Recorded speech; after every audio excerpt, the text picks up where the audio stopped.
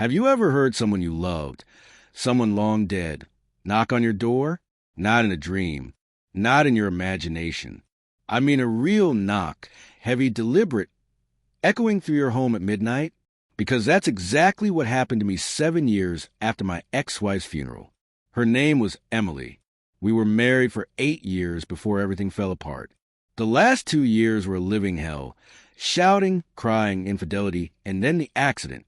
At least, that's what the police called it. A tragic accident. But I still wake up at 3:14 a.m. some nights, sweating, convinced that whatever killed her wasn't an accident at all. After her death, I moved out of the old Victorian house we'd shared in Vermont.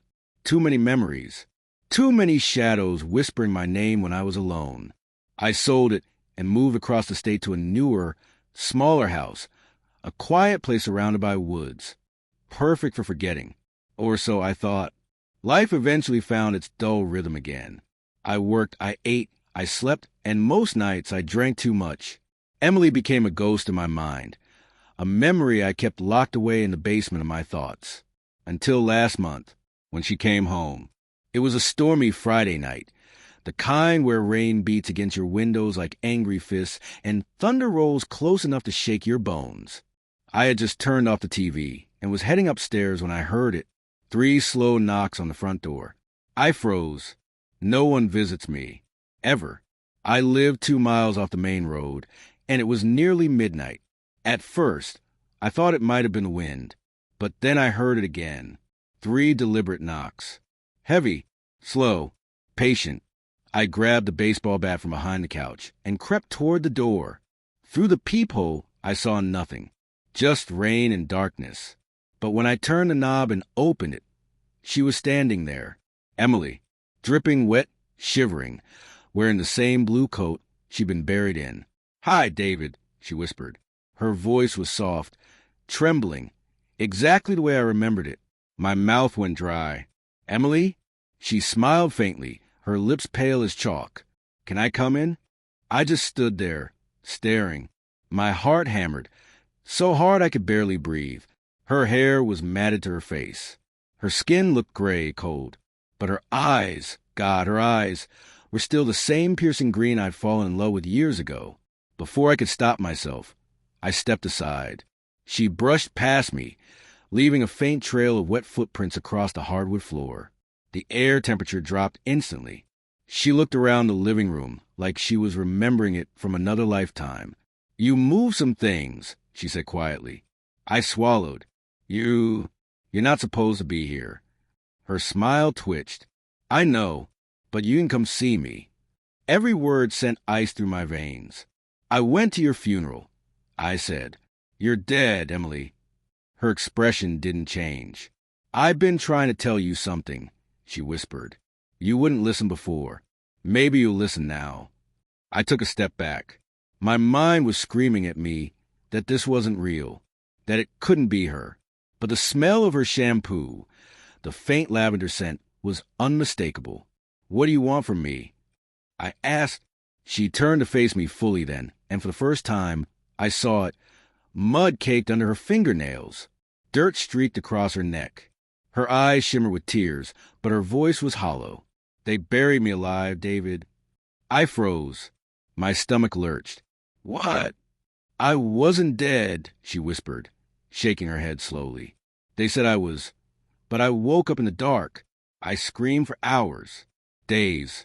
I clawed at the coffin lid until my fingers broke. My throat tightened. Stop it. Stop." "I could hear them above me," she continued.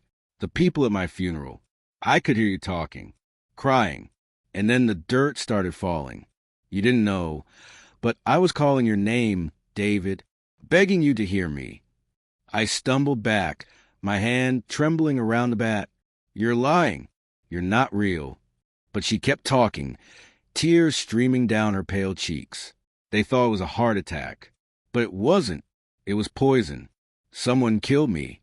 Her gaze locked onto mine, sharp as glass. "You." I dropped the bat. It hit the floor with a hollow thud. I choked. "I didn't kill you. You know that."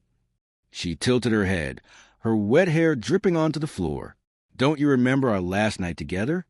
Images flooded my mind. Our final argument. The broken glass. Her screaming that she was leaving. The pills on the counter. The wine bottle. And then nothing. I blacked out. I whispered, "I don't remember." Emily stepped closer, her hand reaching out. "Then maybe it's time you did." Suddenly, every light in the house flickered.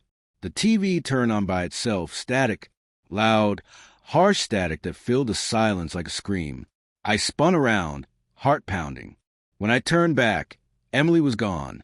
The front door was wide open, rain pouring inside. I rushed to the door and looked out, but the yard was empty, just mud, rain, and shadows. Her footprints ended halfway down the porch, just vanished. I slammed the door shut, locked it, and stood there shaking. The TV still blared static behind me.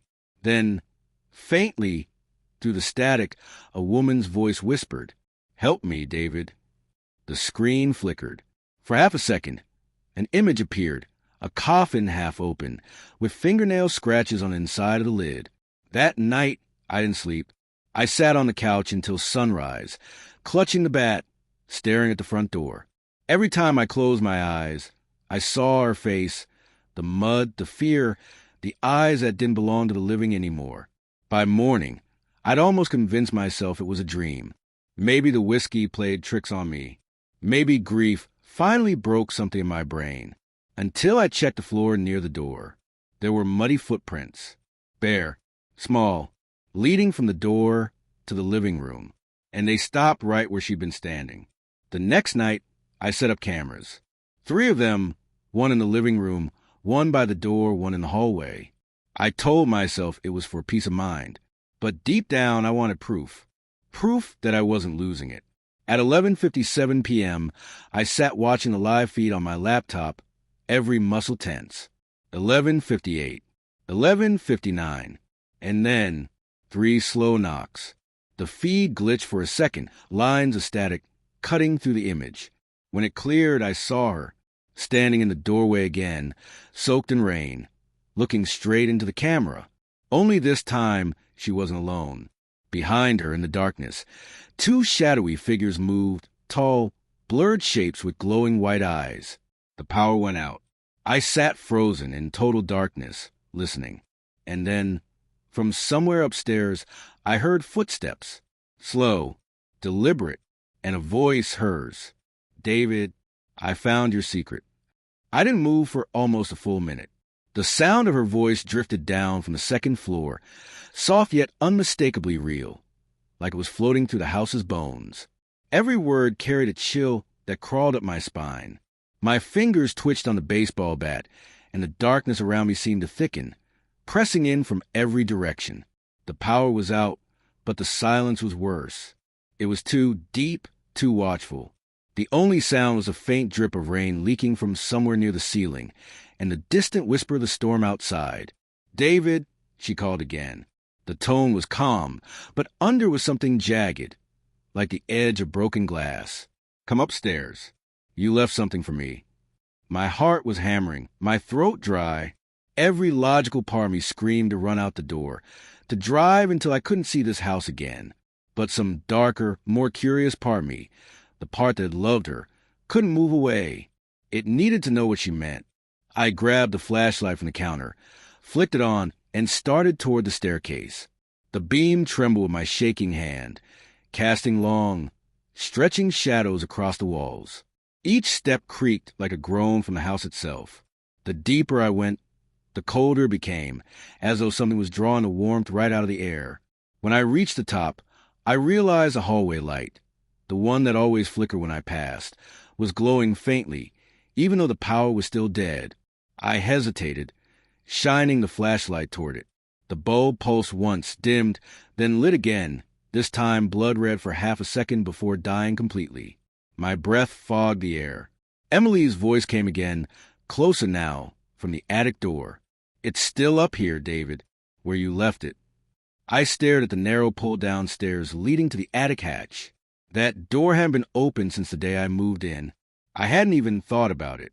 The realtor had mentioned some old junk left by the previous owner, but I never checked. Now, my mind was spinning with possibilities, none of them good.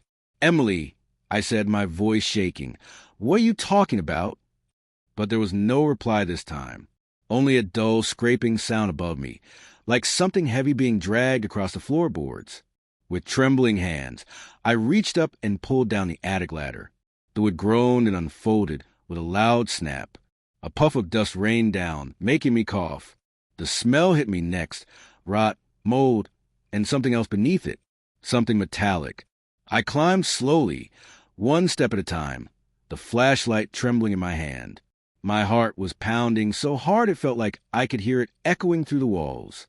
When I reached the top, the beam of light swept across old furniture covered with sheets, boxes stacked in uneven piles, and cobwebs hanging like curtains. Then, in the far corner, I saw her. Emily stood half in the shadows, her wet hair clinging to her face, her skin pale like moonlight. But something was wrong. Her eyes were black. Not dark green, not shadowed, pitch black, like there was nothing behind them.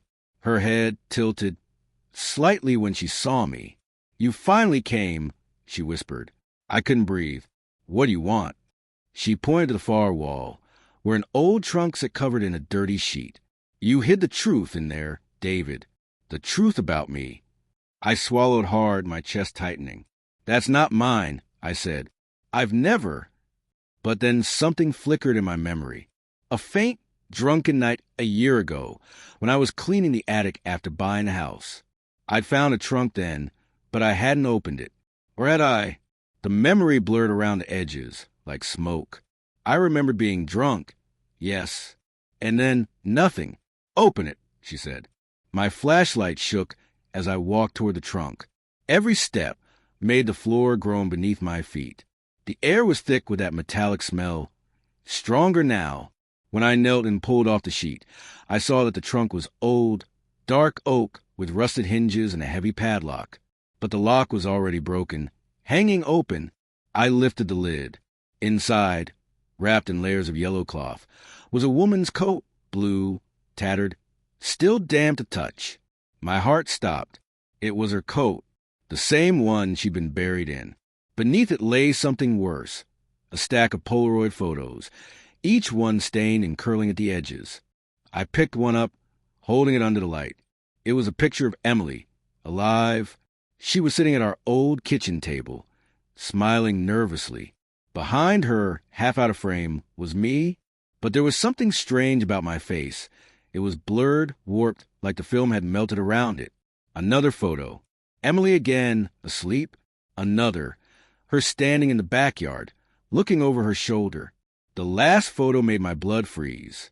It was of Emily lying on the floor, her eyes wide open, her lips slightly parted, and in the corner of the frame, my hand was holding glass. The same glass that had shattered the night she died. My head spun. The attic tilted. The walls seemed to breathe. "This isn't real," I muttered. "Someone planted these. Someone's messing with me." Emily stepped closer, her bare feet silent on the wooden floor. "Do you still think I'm not real?" she whispered. The beam of light trembled across her face. For a moment, I saw what she really was. Her skin, gray and cracked, veins like black lines beneath the surface. Her lips torn, her teeth faintly red. She took another step forward, and the boards creaked under her weight. "Why are you doing this?" I said, backing away. "You did this to me," she said, her voice low, shaking. "You poisoned me, David. You couldn't stand the thought of me leaving you. And when I screamed from inside the coffin, you didn't come." My legs gave out. I hit the floor hard, gasping for air. "No, I couldn't have." Suddenly, the attic lights blazed on, flooding the space with harsh, white light. I blinked, shielding my eyes, and when I looked up again, she was gone. The trunk was closed. The attic was silent. I scrambled down the ladder, stumbling into the hallway. Every light in the house was flickering violently now, buzzing like angry insects. I rushed to the living room, tripping over the rug, and checked the laptop where the camera feeds were still recording. The front door camera showed the empty porch. The hallway feed was normal. But then I switched to the attic camera, the one I'd installed just a day ago, pointed right at the trunk. And there she was, standing in front of it, looking directly into the lens. Her lips moved slowly, forming word without sound. I turned the volume up. A faint whisper came through, distorted by static. "I'm not the only one you buried." The screen glitched again. For half a second, another figure appeared beside her. A man this time, his face unrecognizable, his eyes hollow. Then the feed cut to black. I sat frozen, staring at the blank screen, the silence heavy as lead. My mind raced, searching for an explanation that didn't make me sound insane. But deep down, beneath the fear, something else was rising, a memory. Something I'd buried long before Emily. Something about the first house we ever owned. The neighbors. The missing girl. And as the storm outside quieted, I heard her voice again, echoing faintly through the vents, whispering from somewhere deep within the house. Not the attic this time, but below. "Check the basement, David." For a long time, I just sat there, frozen in the living room, the pale glow from the laptop screen painting my face in cold light. The word basement kept echoing in my head, bouncing against the walls of my mind until I couldn't tell whether it was my own thought or hers whispering inside me. The rain had finally stopped outside, leaving only the distant rumble of thunder. The house felt unnaturally still, like it was waiting for me to move. The air was heavy with that faint metallic scent again, the one I'd smelled in the attic. It clung to my tongue, thick and bitter like old blood. I didn't want to go down there. I hadn't set foot in the basement since the day I moved in. It was unfinished, damp, filled with spiders and mildew. I'd told myself it wasn't worth cleaning because I never needed to go down there. But now, with her voice still whispering in my mind, I realized maybe that was a point. Maybe I'd been avoiding it for a reason I didn't remember or didn't want to remember. I grabbed the flashlight again and made my way toward the basement door. The floorboards creaked beneath my feet, each sound magnified in the silence. The door itself was at the end of the hallway, half hidden behind a coat rack. The paint was chipped, the doorknob rusted. When I reached for it, I noticed something odd, faint scratches on the wood around the handle. They were deep, uneven, like someone had clawed at it in desperation. I ran my fingers over them, and a shiver went down my spine. The knob turned too easily, almost like the door had been waiting to open. It groaned on its hinges as I pulled it back, releasing a gust of air that smelled like mold, dust, and something faintly sweet. A scent that reminded me of old perfume. Her perfume. My flashlight beam sliced through the darkness, revealing the narrow concrete steps descending into black. The walls were slick with moisture, and something about the air felt charged, like static before a lightning strike. I took a deep breath and started down. Each step seemed to echo longer than it should have, the sound bouncing off the cold stone walls. Halfway down, I thought I heard something shift below me, a shuffle or maybe just a scuttle of rats. But when I stopped, the silence swallowed everything. Only my own heartbeat filled my ears. By the time I reached the bottom, the smell was stronger, cloying like damp earth and decay. The basement was larger than I remembered, the ceiling low and lined with old pipes. My flashlight passed over stacks of boxes, broken furniture, and a workbench covered in tools I didn't recall owning. Everything was coated in dust except for a small patch near the far wall, where the floor looked disturbed. The dirt was uneven, darker, like it had been dug up recently and not properly refilled. My throat went dry. I could hear the hum of my blood rushing through my ears. I stepped closer, the beam of light trembling. The ground was softer there, and I could see the faint outline of something square buried just beneath the surface. Maybe a box, or maybe a coffin. My stomach turned. There was a shovel leaning against the wall nearby, its handle slick with age. I grabbed it, hesitated, then started digging. The sound of metal scraping against dirt was deafening in the stillness. Each scoop brought up the smell of earth and rot. I dug until the outline became clearer, a wooden shape, no more than 3 feet long. My hands were shaking now. I knelt, brushed the remaining soil away, and uncovered what looked like a small chest. Its surface was blackened with age, the latch rusted. I hesitated for a long time, every part of me screaming not to open it. Then something behind me moved. The flashlight swung wildly. A shadow darted across the far wall. Thin, human shape, but twisted. I froze, my breath catching in my throat. "Emily?" I whispered. No answer. Only the faint creak of floorboards above me. The house was alive with sound again, groaning, whispering, as if it knew what I'd found. I turned back to the chest, my heart thudding. Slowly, I pried it open. Inside were bones. Small ones. Fragile. They were arranged neatly, like someone had taken great care to lay them down in order. I felt my stomach lurch, bile rise in my throat. There was a small pink ribbon tied around what looked like a tiny wrist bone, now yellowed with age. I stumbled back, my mind spinning. A child. Someone had buried a child here, in my basement. I could barely breathe. My flashlight wobbled in my hand, the beam dancing across the walls. And that's when I saw it, writing, scrawled on the concrete in what looked like dry brown stains. Words etched with something sharp. I stepped closer, reading slowly, my lips trembling. She screamed too. The words repeated several times, written in shaky, uneven lines across the wall. She screamed too, she screamed too, she screamed too. My chest tightened, my vision blurred. I backed away, shaking my head. "No," I whispered. "No, I didn't. I don't remember any of this." But then something else caught my eye, a small, broken picture frame half buried in dust. I picked it up with trembling fingers. It was a photo, me and Emily, standing beside a little girl with pigtails. Her eyes were bright, her smile wide. I felt the world tilt beneath me. My mouth went dry. I didn't have a daughter. We never had kids. We couldn't. So who was she? The sound came again. Footsteps on the stairs. Slow, heavy, deliberate. I turned, raising the flashlight, and froze. Emily was standing halfway down the staircase. Her skin was gray now, peeling in places, her hair tangled and dripping. She was smiling, but it wasn't the warm, familiar smile I remembered. It was wide, too wide, her teeth faintly darkened with blood. "You remember her now, don't you?" she said softly. I stumbled backward, nearly tripping over the open chest. "No," I gasped.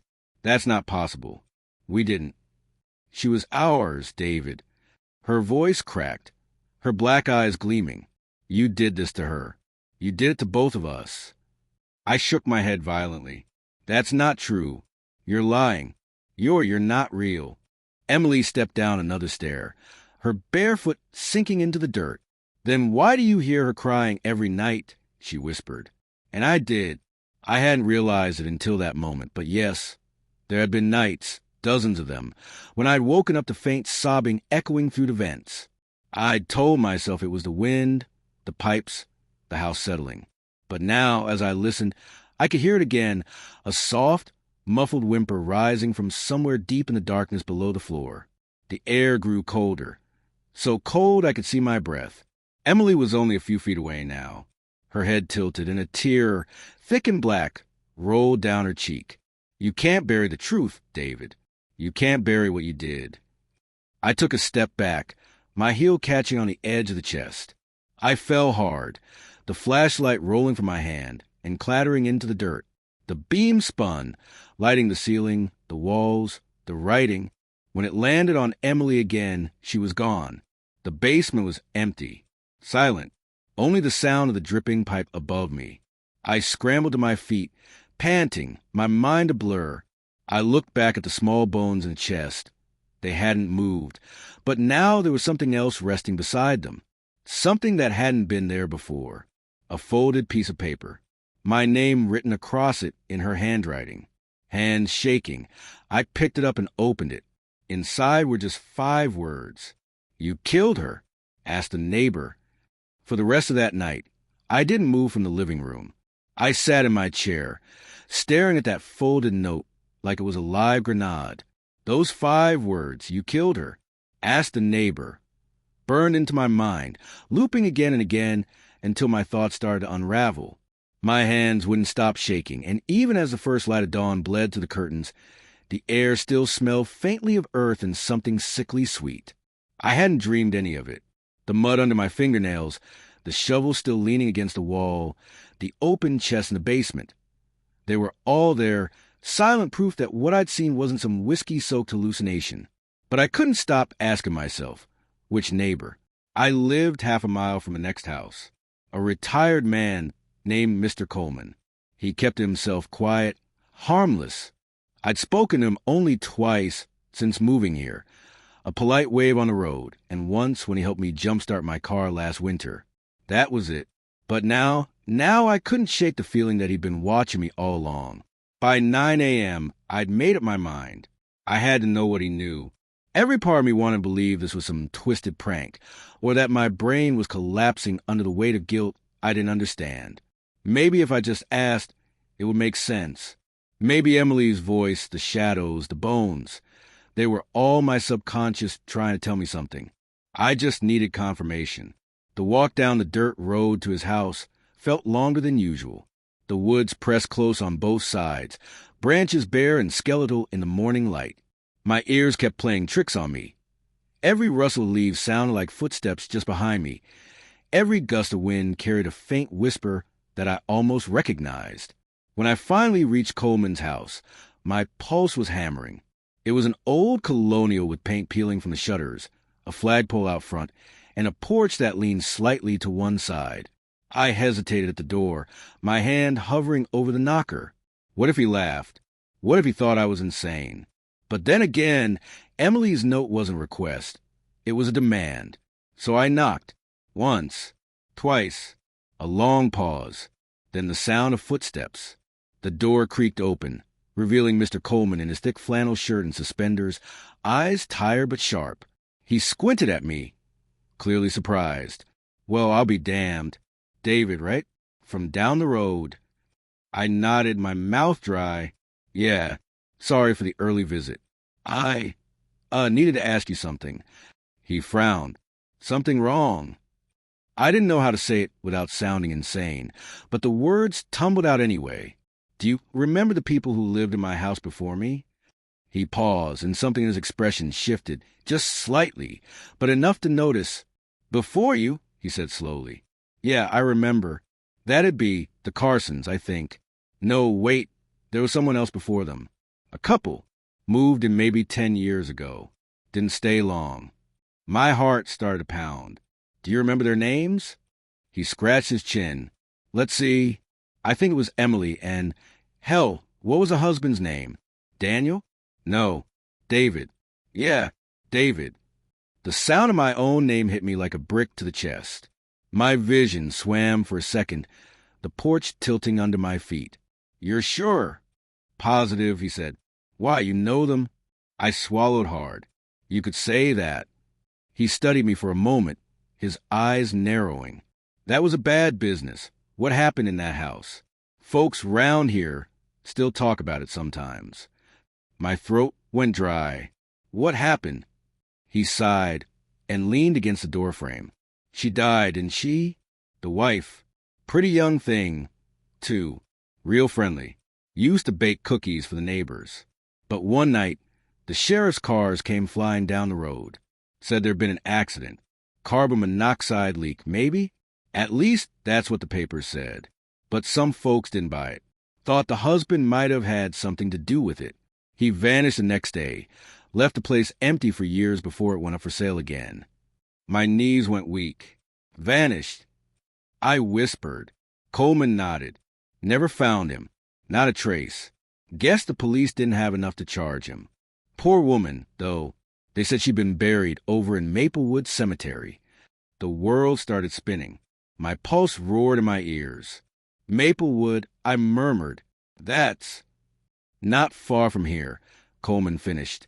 Why are you asking all this? I could barely speak. My voice came out low, cracked, because my wife's name was Emily, too. And I think I'm remembering things that shouldn't be possible. His face changed then. He wasn't just looking at me. He was studying me. Slowly, he stepped back into the house. Maybe you should come inside for a bit. Every instinct screamed not to, but I followed him anyway. The interior of his house smelled like old wood and coffee. The walls were lined with hunting trophies and dusty photographs. He poured 2 cups of coffee and set one in front of me. "I've lived here a long time," he said quietly.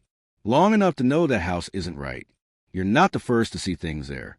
My hands trembled as I picked up the cup. "You mean ghosts?"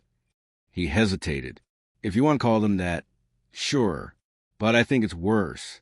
Some places keep memories, you know? They absorb what happens to them. Every scream, every lie, every drop of blood. That house of yours, it's soaked in it. I saw the cops digging around after the first owners disappeared. Never said what they found. But I saw one of them throw up right there in your yard. I felt sick. The first owners?" He nodded slowly. "A young couple. Came from out of state. No family, no friends around here. The woman went missing first. A week later, the husband hung himself in the basement. My skin went cold. The basement. Did they ever find her body?" He looked down, shaking his head. "No. But the sheriff told me something once, years after. Said when they cut the husband down, there were scratch marks all over the walls, like someone had been buried alive down there." The room tilted. I set the coffee down before I dropped it. I couldn't breathe. My vision tunneled. My pulse pounded in my skull, and suddenly I was back in that basement, the smell of earth and rot filling my lungs. She screamed too. Coleman was still talking, but his voice sounded far away now. "Funny thing is, your wife looks just like her, the one who disappeared." I froze. "What did you just say?" He frowned. "Your wife. Emily, right? The one I've seen standing by your window at night." My heart stopped. "What?" He blinked. "You mean you didn't know? She's out there almost every night, just staring at the road. Thought maybe she couldn't sleep." I was on my feet before he finished, my chair scraping hard against the floor. My breath came in short gasps. "That's not possible," I said. "She's dead." He looked up at me, something shifting behind his eyes. "Fear, maybe? Son, I don't know what game you're playing, but if she's dead, then what the hell have I been seeing?" Outside, thunder rolled again, low and distant. The air inside the house grew heavy, charged with that same electricity I'd felt in my own home. Somewhere behind us, the front door creaked open. Coleman turned toward the sound, his eyes narrowing. "You expecting someone?" I shook my head slowly, and then I saw her, standing in the doorway, soaking wet, mud dripping from her hair, her pale hands clenched at her sides. "Emily." Her voice was a whisper that seemed to fill every corner of the room. "You lied, David." The moment I saw her standing in that doorway, every sound in the room died. The ticking clock on Coleman's wall stopped mid-beat. The wind outside went still. Even the house itself seemed to hold its breath. Emily stepped forward slowly, one foot sinking into the old rug, water dripping in small, rhythmic taps that echoed across the floorboards. Her eyes, those once green, laughing eyes, were now hollow pits of darkness, like she was peering at me from someplace far beneath the earth. Coleman rose to his feet beside me, confusion flashing across his weathered face. "Ma'am," he said cautiously, glancing between us. You all right there?" Emily didn't answer him. Her gaze was locked on me, unblinking. The smell came first, a faint, rotting sweetness that made my stomach twist. The air turned cold enough to sting my throat when I breathed. She spoke, her voice quiet but sharp enough to cut through the silence. "You shouldn't have left me there, David." I could feel Coleman tense beside me. "Now, hold on," he said, taking a step forward. "You folks fighting or something?" "Maybe I should." "Don't," I said quickly, my voice breaking. "Don't go near her." He shot me a wary look. "Why? What's going on?" Before I could answer, Emily turned her head toward him, slowly. Her neck cracked with emotion, a sound like breaking twigs. "He knows," she whispered. "He saw everything." Coleman frowned, clearly unnerved. "Lady, I don't know what you're talking about." But she only smiled, and for the first time since she'd appeared, I saw something flicker behind her eyes. Not anger, not sorrow, but pure malice. "You helped him bury me." The color drained from Coleman's face. That's not true, he stammered, shaking his head. What are you? Before he could finish, the front door slammed shut behind her. The lights flickered violently, and the room seemed to warp, the air pulsing as if the walls themselves were breathing. Coleman stumbled back, clutching his chest. Christ Almighty, he gasped. Emily's voice deepened, layered, as though someone else was speaking beneath her words. You remember that night, David. You both do. My head spun. No, I said, shaking it hard. I didn't. This isn't real. But then fragments began to surface. Images I had buried deep, faces, sounds, things I'd locked away behind the walls of my mind. Rain. Screaming. Coleman's truck headlights cutting through the dark woods. The sound of a shovel biting into wet earth. My own voice, slurred with alcohol, begging him to help me fix it. Coleman backed away, eyes wide. Don't listen to her, he said hoarsely. She's not supposed to be here. Emily's head snapped toward him, and her expression twisted into something inhuman. Her skin seemed to pale further, veins darkening beneath it, as if she were draining the light from the room itself. Not supposed to be here, she hissed. You made sure of that, didn't you?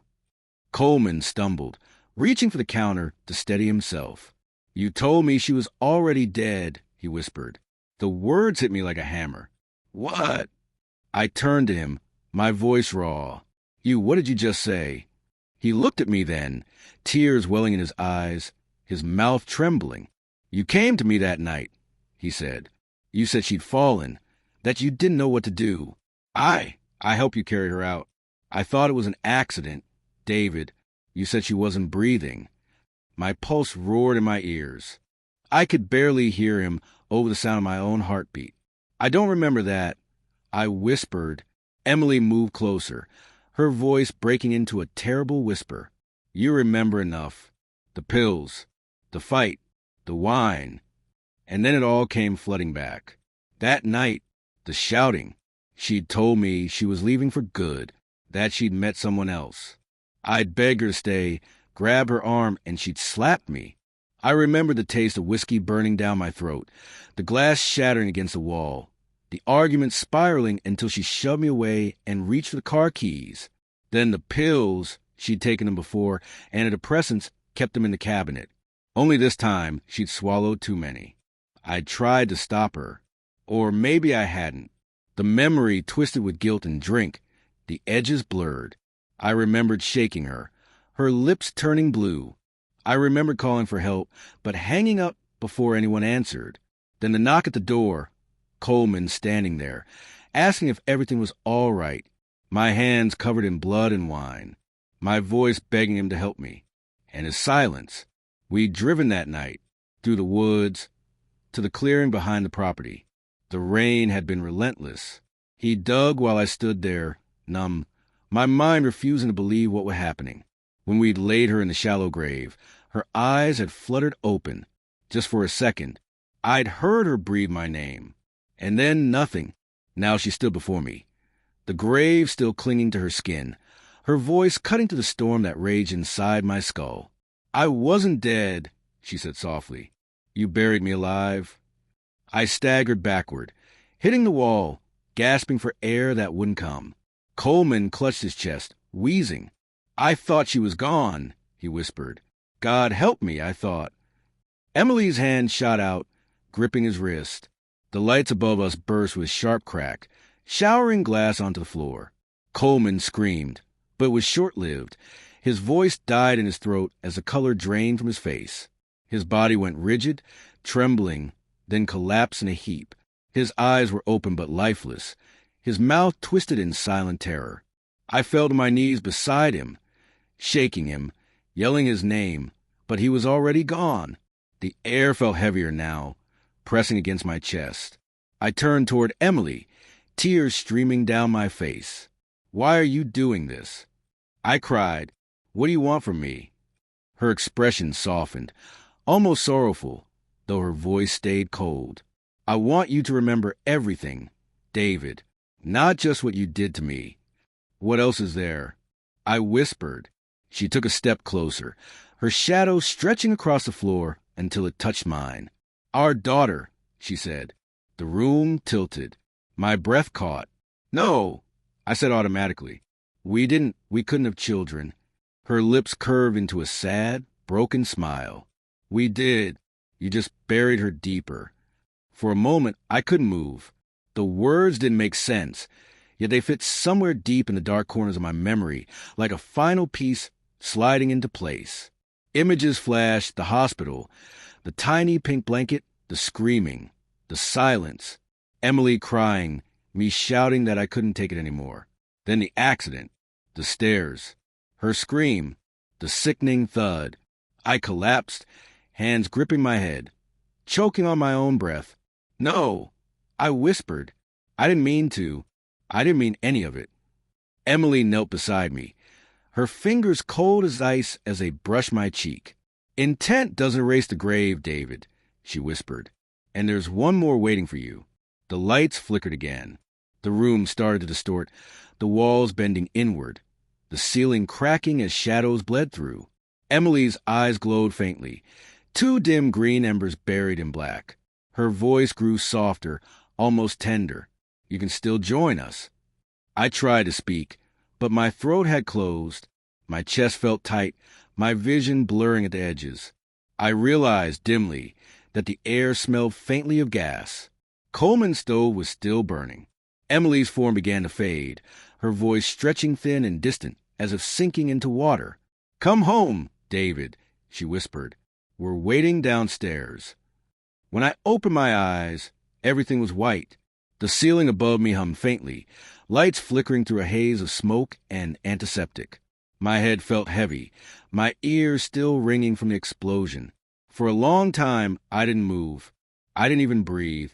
I just lay there, half conscious, trying to figure out whether I was alive or trapped in the afterimage of death. The air was too clean to be real.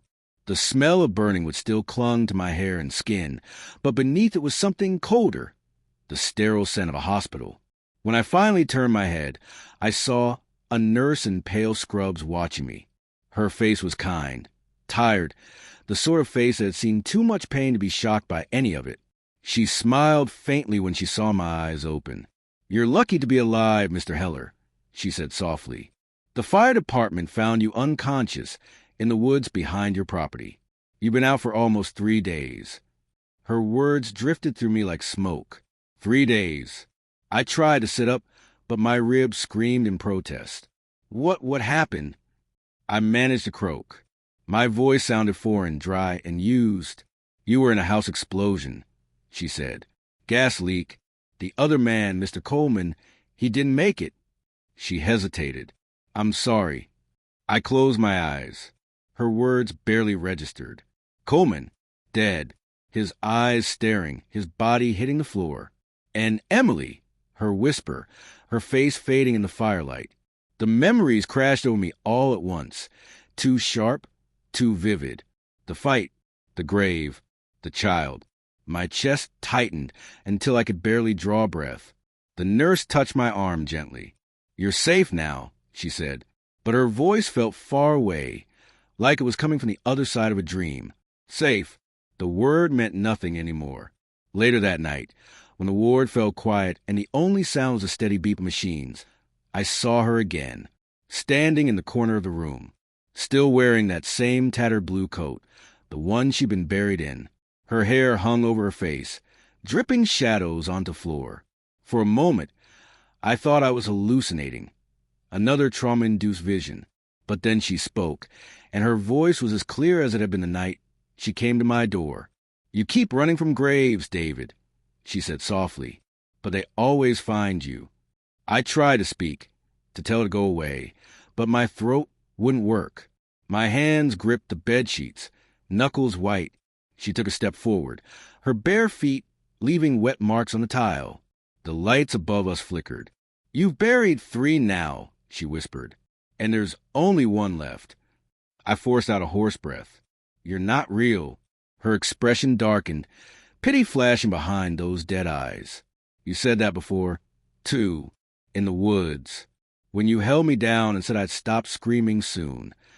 I shook my head violently. No, I gasped. That wasn't me. That. But even as the words left my mouth, I saw flashes, my hands trembling, my voice shaking, her eyes wide with terror as I shoved her into ground, dirt raining over her hair. I could feel the wet earth beneath my fingers again, the rain soaking through my clothes, Coleman's voice begging me to stop. I'd told him it was mercy, that she was gone already. Her whisper cut through the memory like a blade. You told him the same lie you told yourself. I squeezed my eyes shut. Please, I said, please stop. But when I opened them again, she was gone. Only the faint sound of the heart monitor remained, steady and slow, mocking my every breath. The next morning, a detective came to see me. His name was Detective Miller, and his expression was the kind that had seen every shade of human ugliness. He sat at the edge of my bed, flipping open a small notebook. "You're a hard man to track down, Mr. Heller," he said. "We've been looking into some things since the fire." My stomach twisted. Things. He looked up at me, his tone even. "We found a burial site under your basement. 2, actually. One belonged to your wife. Dental records confirmed it. The other," he paused, his eyes narrowing slightly. "The other is a child. Female, roughly 6 years old." I couldn't breathe. The air in the room seemed to vanish. "Would you like to explain that?" Miller asked. I tried to speak, but nothing came out. My mind screamed at me to deny it, to say I didn't know, to call a mistake. But behind the detective's voice, I heard another, faint, whispering, curling to the corners of the room like smoke, telling the truth. My hands shook against the bedsheets. "I don't remember," I said finally, my voice trembling. "I didn't mean to hurt anyone." Miller studied me for a long moment. "Maybe not," he said, "but you did. And from what we've gathered, this isn't your first time." He pulled out a folder and set it on my lap. Inside were photographs, black and white images of another house, older, smaller. The dates were from almost 10 years ago. There was a couple in the pictures. Me and Emily, younger, smiling. Behind the house, a small backyard. A child's toy half buried in the dirt. "The property records show you own a place in Maine before you moved to Vermont," Miller said. "That house burned down, too. Locals say your wife and child disappeared there. You told them they left you." I stared at the photos, the edges trembling in my grip, the faces, the house, the yard, all familiar yet strange, as if they belonged to a life I'd only dreamed. He leaned closer. "We'll find out what really happened," he said. "We always do." When he left, the nurse came in again, adjusting my four. I watched her hands, steady and calm, as she worked. "Do you ever believe people can come back?" I asked suddenly. She looked at me, startled. "Come back?" "After death," I said quietly. "If they died in pain. If something was left unfinished." She hesitated. "I think people can leave pieces of themselves behind," she said softly, "especially when the living won't let them go." That night, the dreams returned. I was back in the basement. The smell of dirt filled my lungs. I could hear a child crying, soft and rhythmic, echoing from the shadows. Emily's voice whispered from somewhere unseen, "You forgot her name, didn't you?" I turned, and there she was, holding a small figure by the hand. A little girl. Her hair was matted, her skin pale as milk, but her eyes were mine. My throat closed. "Who is she?" I whispered. Emily smiled that same broken smile. "You named her Lily, but you forgot that too." I tried to move, to reach for her, but my legs wouldn't work. The little girl stepped forward, her voice so soft I could barely hear it. "Daddy," she said, "why did you put me in the dark?" The words shattered whatever was left of my mind. I woke screaming, tearing at the sheets, gasping for air. The nurse and 2 orderlies rushed in, restraining me, but I could still see them. Emily and Lily, standing in the corner of the room, watching silently. For 3 days, they didn't leave. Every time I closed my eyes, they were there. Every time I looked away, they moved closer. The doctor said I was recovering well, that I'd be released soon. But I knew better. The graves weren't finished. On the morning of my discharge, the nurse handed me my belongings, a folded note, They said it was found in my pocket. My name was written on it, in the same slanted handwriting as before. I unfolded it slowly, my heart pounding. The note read, "We're still waiting. Come home." That night, when they let me out, I didn't go back to the hotel they'd arranged. I didn't go anywhere near town. I walked straight into the woods, down the same path I'd taken that night years ago. The moon hung low, heavy and red, the wind whispering through the trees like distant voices calling my name. I found the clearing easily, the earth still blackened from the fire, the air cold and still. And there they were, Emily and Lily, standing side by side, pale and quiet. Their faces soft now, almost peaceful. Emily smiled, tilting her head. "You're home," she whispered. I didn't resist when she reached out her hand. Her touch was cold, familiar. Lily slipped her tiny fingers into mine. The earth beneath my feet felt soft, welcoming, like an open door. And when I stepped forward, I felt the ground give way beneath me. For the first time in years, I wasn't afraid. The world faded, the wind stopped, and the last thing I saw was Emily's face, smiling to the dark as she whispered, "Now we can rest." The next morning, when the sheriff's men arrived to inspect the ruins again, they found 3 graves in the clearing, freshly turned side by side, 2 marked with stones that had already been there, and 1 new mound of earth, still warm, the soil pressed down by a man's bare hands.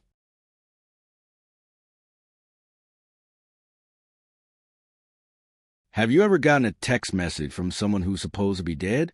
Not a scam, not a glitch, a message that says things only they could know? Because last night, I got one from my ex-wife, and she's been dead for exactly 2 years. Her name was Rebecca. We'd been married for 9 years, long enough to love each other fiercely, and hurt each other even more. The divorce wasn't clean. It was a bloodletting of secrets, jealousy, and blame. The last words she ever said to me were, "You'll regret everything you've done to me." She'd said it through tears, her face red, her hands shaking. I remember thinking it sounded like a curse. 2 weeks later, she died in a car crash on Route 11. The police said it was a head-on collision caused by black ice. Instant death. I didn't go to the funeral. I couldn't face her family after how things ended. That was 2 years ago to the day.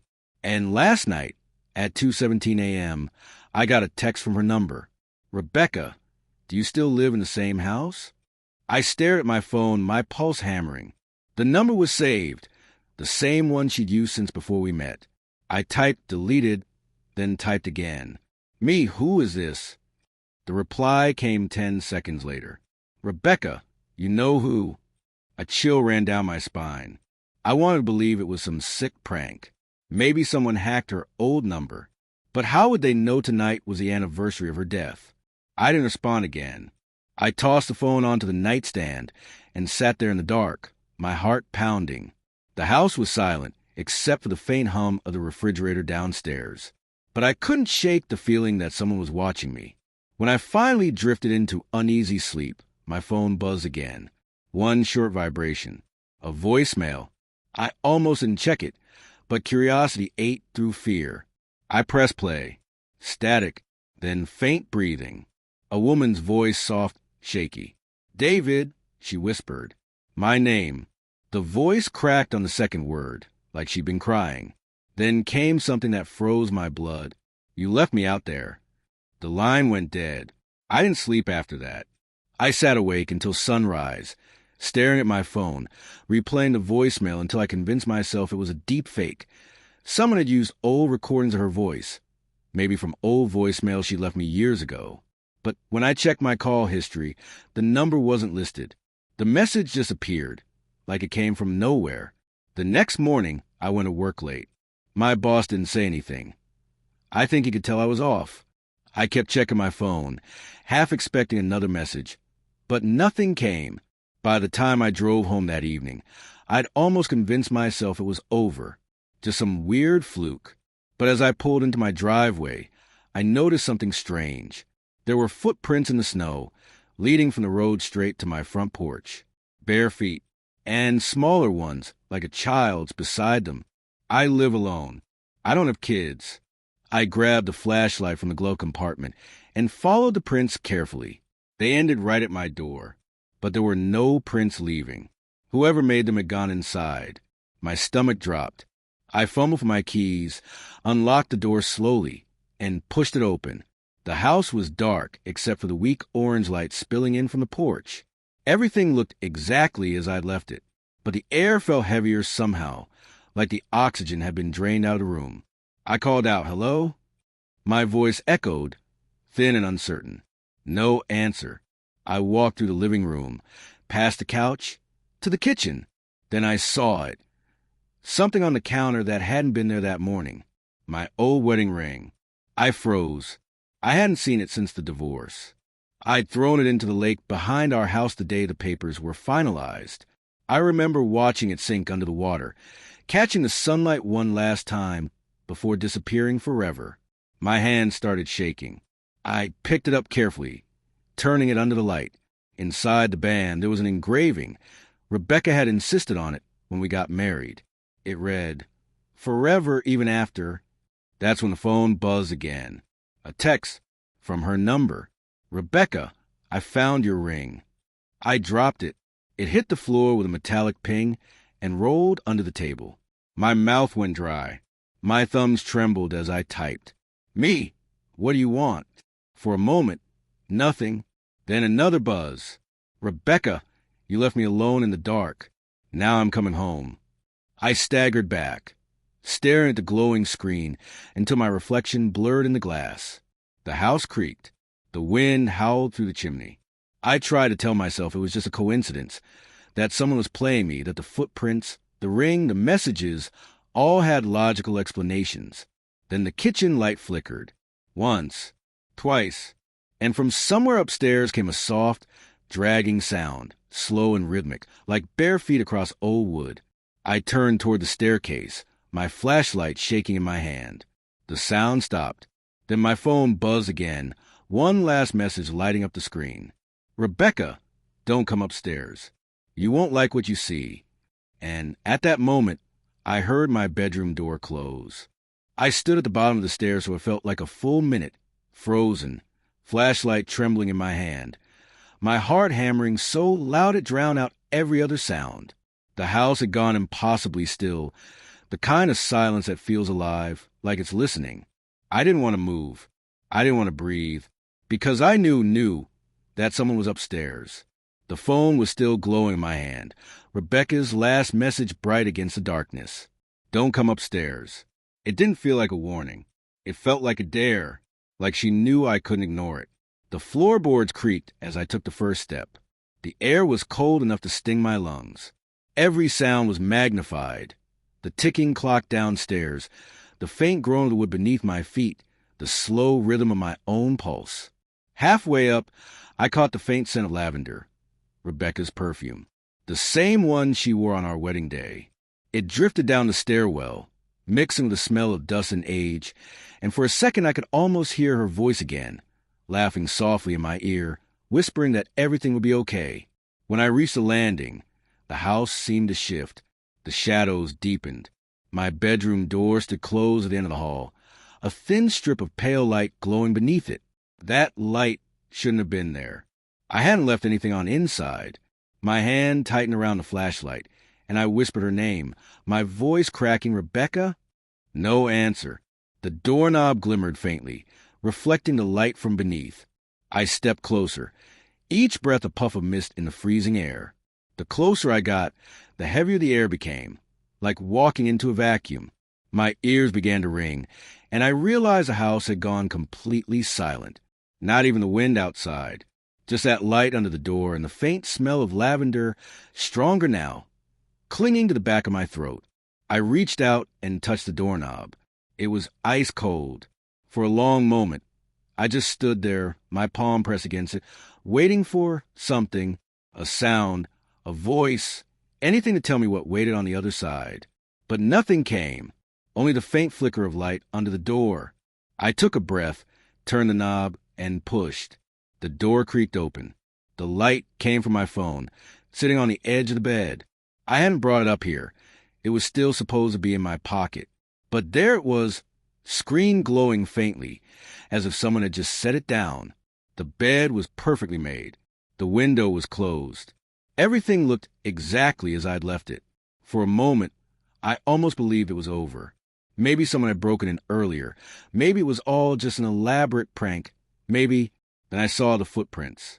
Faint, wet prints across the floor, leading from the door to the bed. Bare feet, the same size as Rebecca's. They glistened under the flashlight, slowly drying.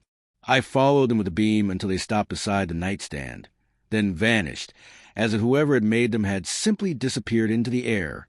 I took another step forward, and the floorboard beneath me groaned sharply. The phone buzzed once, lighting up again. My name flashed on the screen. Rebecca, why did you move my body? The breath caught in my throat. My hands went numb. Me? What are you talking about? For a moment, nothing. Then, Rebecca, you buried me, but you didn't bury all of me. I dropped the phone. It hit the floor and skidded under the bed. My flashlight flickered, the beam sputtering. I dropped to my knees, reaching under the bed to grab the phone, when my fingers brushed something cold. Not metal, not wood, skin. I yanked my hand back instinctively, hitting my head on the bed frame. My breath came in ragged gasps. The flashlight flickered again, casting wild shadows across the room. Then it went out completely. For a moment, I sat in total darkness. The only sound was my breathing. Then from under the bed, something moved. The mattress shifted slightly, like something was crawling beneath it. The faint rustle of fabric. A scraping sound. Then her voice, whispering right next to my ear. You promised you wouldn't leave me there. I jumped back, slamming into the dresser. My flashlight rolled across the floor, flickered back to life for a split second, and I saw her, just for a heartbeat. Her pale face under the bed, eyes open wide, lips blue, dirt tangled in her hair, watching me. Then the light went out again. I scrambled for the door, stumbling into the hallway, nearly tripping over my own feet. My heart was beating so fast it hurt. I slammed the door shut behind me and pressed my back against it, chest heaving. The house was dark again, silent, but I could still smell the lavender. Stronger now, closer. The phone buzzed again in my pocket. I didn't want to look. I already knew what it would say. But my trembling fingers opened the message anyway. Rebecca, you can't hide what you did. They know. I stared at the screen. My hands were slick with sweat. Who knows? I typed, barely able to see through the blur in my eyes. No reply. I stood there for a long moment. Phone clutched in my hand. Try to understand what was happening. My mind raced through possibilities. Someone could have stolen her number. Maybe it was a hacker. Maybe I was losing my mind. But none of it explained the footprints, the smell, the voice under the bed. Finally, I forced myself to move. I needed air.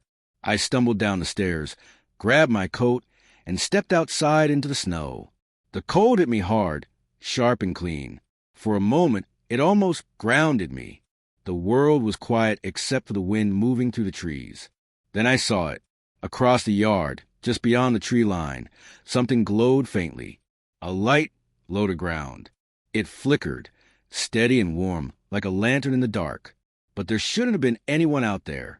My property backed up to an empty stretch of forest. I hesitated, then started walking toward it, each step crunching in the snow. The air grew colder the closer I got, the trees pressing in like tall, silent sentinels. The light flickered once, twice, then dimmed, drawing me deeper into the woods. After a minute, I reached the clearing. The light came from a candle, burning at the edge of a small mound of earth. A grave. My stomach twisted as I knelt beside it. There was a cross made from 2 pieces of wood tied together with a red ribbon. On it, written in faint marker, was one word. Rebecca. My mind went blank. The breath froze in my chest. I'd never seen this before. I'd never been here. Then my phone buzzed again, vibrating in my hand. Rebecca, that's not where you left me. The wind picked up suddenly, scattering snow across the clearing.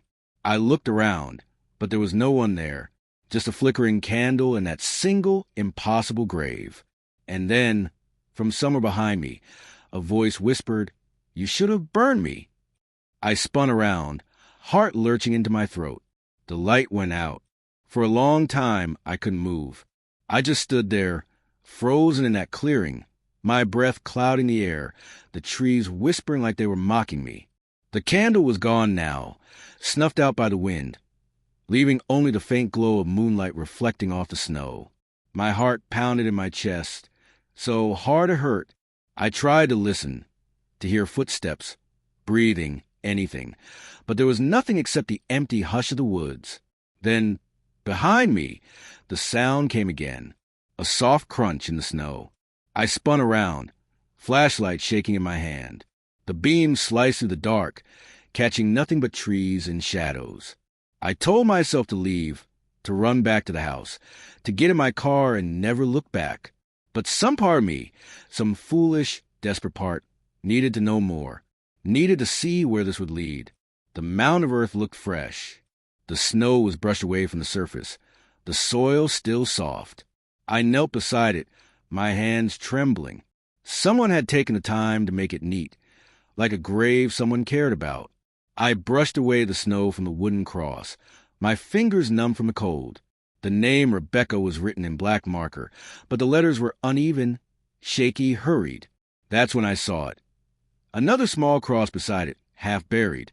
The ribbon around it faded and torn. I wiped the snow from it. The name underneath was faint but legible. David. My stomach turned. My own name. The air around me felt suddenly heavier, pressing it on my chest. I stumbled back, tripping over a root, landing hard in the snow. My breath came out in harsh gasps. This isn't real, I told myself. Someone's doing this to you. But even as I thought it, I could feel the truth pressing against the edges of my mind, an awful, undeniable truth I wasn't ready to face. I turned toward the woods, intending to run, but then the phone buzzed again in my pocket. I didn't want to look. I already knew what name would appear on the screen, but my hand moved on its own. Rebecca, you made too grave that night. The words burned into my brain. My vision blurred. My throat tightened until I could barely breathe. Me, what are you talking about? A pause. The typing dots appeared and disappeared, like she was hesitating. Then the message came through. Rebecca, you don't remember, but I do. My fingers went cold. I typed back with shaking hands. Me, I didn't kill you. I didn't. You were in the car. You died in the crash. This time there was no pause. Rebecca, there was no crash. The screen dimmed and the battery warning flashed red. I dropped the phone, my pulse roaring in my ears.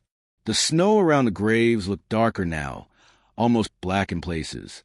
I thought it was shadow until I realized it was wet. Blood. Fresh. It was seeping slowly from the ground, staining the snow like ink bleeding through paper. My breath caught in my throat. I staggered backward, nearly slipping. The earth itself seemed to pulse, as though something was moving beneath it. I turned and ran. The woods blurred around me, the trees twisting into shapes that barely looked real. My flashlight flickered, the beam dancing wildly across the path. I didn't care where I was going. I just needed to get away from that clearing, from those graves, from her. By the time I burst out of the tree lean and into my yard, my lungs were on fire. I slammed the door behind me, locked it, and pressed my back against it, panting. The house was pitch dark, except for the faint glow of the hallway light. My breath echoed in the silence. For a moment, everything was still. Then I heard the phone vibrating again. It wasn't in my pocket. The sound was coming from the kitchen. Slowly, I stepped forward. The phone sat on the counter, the screen lighting up with each vibration. The name flashed again and again. Rebecca. My hand hovered over it. I didn't want to answer. I didn't want to hear her voice again. But I also knew that if I didn't, she wouldn't stop. So I swiped the screen and brought it to my ear. Static. Then, faintly, her breathing. David, she whispered. My throat went dry. What do you want from me? You left me out there, she said softly. And you left her, too. I swallowed hard. Who? A pause. Then her voice cracked, trembling. Our daughter. The world seemed to tilt. My knees went weak. "That's not possible," I said. "We didn't have a child." "You don't remember her," she said. "But I do. You made me forget. You took everything away." I gripped the counter to steady myself. "This is insane," I whispered. "You're not real. You're dead." "You keep saying that," she murmured. "But I'm closer than you think." And then the line went dead. I stood there, shaking, the phone still pressed to my ear. My mind was a storm of fragments, half memories that didn't make sense. A hospital room, Rebecca crying, a baby's cry, then silence. I slammed the phone down and stumbled toward the sink, splashing water on my face. The reflection in the window caught my eye. For a moment, I thought it was just me, but then I realized there was someone else standing behind me. Rebecca.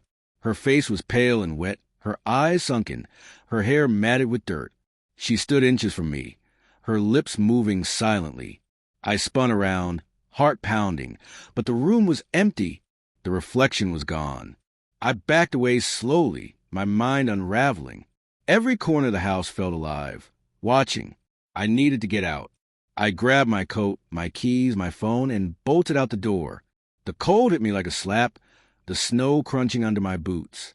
I headed straight for my car, fumbling with the keys. When I looked up, there was someone sitting in the passenger seat. Rebecca, her head turned slowly toward me, her eyes dark, hollow. Her lips curled into a faint, almost human smile. "Drive," she whispered.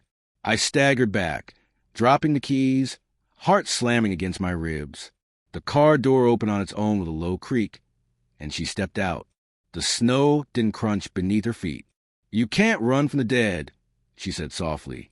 "You buried the truth, but the ground remembers." I tried to move, but my body wouldn't respond. My breath came out in clouds of panic. She stopped a few feet away, her head tilting slightly. "Do you want to know what really happened that night?" she asked. Before I could answer, the headlights of another car flared behind her, cutting through the snow. It was an old model, familiar somehow. The engine roared, the tires spinning. The beams hit her, but she didn't move. The car passed right through her and vanished into the dark. And in that brief light, I saw something else. Another shape behind her, small, a child silhouette holding her hand. When the darkness returned, they were both gone. My phone buzzed again in my pocket. "Rebecca, come to the lake?" The drive to the lake was a blur of snow, headlights, and shaking hands. The road wound to the forest like a pale ribbon of ice, every turn feeling sharper than it should, every shadow looking like something alive. My phone lay on the passenger seat, the screen dark now, as if it had said all it needed to say. The silence in the car was unbearable. The only sound was the steady hum of the engine and the faint hiss of snow against the windshield. When I finally reached the lake, the world seemed to hold its breath. The place looked exactly as I remembered. Wide, still, a black mirror stretching into the night. The wind had died, and even the trees seemed frozen, their branches heavy with snow. It was the same lake where I'd thrown my wedding ring after the divorce. I could still see it in my mind, the sunlight glinting off the gold as it sank, the ripples spreading out until they disappeared. I thought I was free that day. Now, it felt like I was coming back to something I'd never escaped. I parked near the dock, killed the engine, and stepped out. The cold bit through my coat instantly. My boots crunched on the thin crust of snow covering the frozen ground. The moon hung low, half hidden by drifting clouds, its pale light reflecting off the surface of the lake. For a moment, everything was so quiet I could hear my heartbeat. Then, from across the water, I saw it, a small light flickering near the shore like a candle or a lantern. Rebecca. I knew it before I even moved. I knew she would be there. Every nerve in my body screamed to turn around, to drive away, to forget everything. But I couldn't. Something deeper, guilt, curiosity, punishment, pulled me forward. The closer I got to the lake, the stronger the smell became. Wet earth, decaying leaves, and something faintly metallic. My breath fogged the air as I walked toward the dock. The boards groaned under my weight, brittle from the cold. The light on the far shore flickered again, brighter this time, and I realized it wasn't a lantern at all. It was a phone screen, glowing faint blue in the dark. I stopped. My breath caught. It was her phone, Rebecca's phone, the same one that had been buried with her. It lay propped up against a rock at the water's edge, its screen cracked but glowing faintly, as though it had never been turned off. I knelt beside it, my hands trembling, the frozen boards creaking beneath me. There was a single message on the screen. "Rebecca, look down." I did. The lake's surface was thin ice, clear enough to see through. Beneath it, just a few feet down, something pale floated in the black water. A hand. I stumbled back, choking on the air, my pulse roaring in my ears. The hand moved slowly, swaying with a faint current, fingers reaching upward, nails broken and dark. My flashlight slipped from my grasp and rolled toward the edge, the beam flickering over the water. And that's when I saw her. Rebecca's face, staring up through the ice. Her hair drifted around her head like seaweed, her eyes wide open, mouth slightly parted. The skin around her lips was blue, her expression calm, almost peaceful. But her eyes were fixed on me. I fell to my knees, shaking, my breath coming in short bursts that fogged the air. "No!" I whispered. "No, you can't be here." The ice creaked beneath me, a long, low groan that sent vibrations through my hands. The sound was deep and wrong, like the earth itself was waking up. I tried to step back, but the ice cracked again, closer this time, sharp and deliberate. "David." Her voice came from beneath the ice, muffled, distorted, but unmistakable. I froze. "You left me," she said. "You left us both." My throat closed. "Us." I whispered. The ice shifted again. Another shape moved beneath the surface, smaller, beside hers. Tiny hands pressed against the glassy sheet between us. A child's face, pale and still. "No!" I breathed. "No, this isn't real." Rebecca's voice was calm now, almost soothing. "You buried me in the woods," she said. "But you left her here. You thought no one would ever find us." The words hit me like a physical blow. I tried to remember, tried to force the truth to the surface. But my mind rebelled, twisting away from the images that want to come. The night she died, the argument, the storm, the crying, the screaming, and then silence. I stumbled to my feet, backing away from the lake. "You're not real," I said. "You're not." The ice cracked again, louder this time. A jagged line shot across the surface, splitting the reflection of the moon. The water beneath churned, dark and violent. Then, slowly, something began to rise. A shape, pale, human. Rebecca's body broke through the ice with a sound like the world splitting open. Water splashed across the dock, freezing instantly on my boots. She stood there, dripping, her hair clinging to her face, her skin a shade too white, her eyes reflecting the faint moonlight. And in her arms, she held a child. The little girl was limp, her head resting against Rebecca's shoulder. She couldn't have been more than 6. Her dress was soaked and torn, her hair tangled. I couldn't breathe. "Do you see her now?" Rebecca whispered. "Do you remember?" My voice cracked. "No, I don't." But I did. The memory hit all at once, sharp and unbearable. The night of the accident.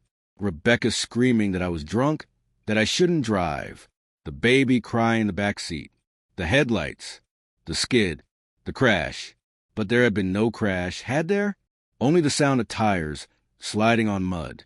The car hadn't hit anything. It had just gone off the road. I remembered standing outside it, rain pounding down, Rebecca slumped against the steering wheel, the baby still crying. I'd panicked. I thought she was dead. I thought they both were. So I'd buried her. Buried Rebecca in the woods. And when I'd gone back for the baby, my knees buckled. Rebecca stepped closer, her bare feet leaving no prints in the snow. "You tried to forget," she said softly. "You told yourself it was an accident. You moved away, changed your story. But I remember everything. I remember you standing over us with a shovel. I remember you saying you were sorry." Tears blurred my vision. I didn't mean to. I whispered. I didn't know. She smiled faintly. I know. That's why I came back. To remind you. The little girl stirred in her arms, her eyes fluttering open. For a moment, I saw Rebecca as she'd been, warm, alive, holding our daughter, smiling like she used to on summer mornings. Then her expression hardened. Now it's your turn, she said. The ice groaned again, deep and resonant. The ground trembled beneath my feet. I stumbled backward, but the dock was slick, my boots sliding on the frozen wood. The last thing I saw before I fell was Rebecca's eyes, dark, endless, full of something that wasn't human anymore. The water swallowed me whole. It was freezing, a shock that stole my breath instantly. I tried to kick, to surface, but something grabbed my ankle, pulling me down. My lungs screamed for air. The darkness closed around me, pressing in from all sides. And then I saw them, Rebecca and the little girl, drifting in the water, their hair floating around them like halos. They weren't angry anymore. They were calm, peaceful, waiting. My vision dimmed, the cold spreading through my chest. Rebecca reached out, her fingers brushing my cheek. Forever, even after, she whispered. And everything went dark. When I woke, there was no light, no sound, just the soft pressure water all around me and the hollow pulse of my heart beating somewhere far away. For a few seconds or minutes, or maybe hours, I didn't know where I was. I could still feel her touch on my face, that cold hand that had brushed my cheek before everything went black. The silence was suffocating, the kind that presses into your skull until you can hear your own thoughts echo. Then, faintly, I heard something else. A voice. My name. David.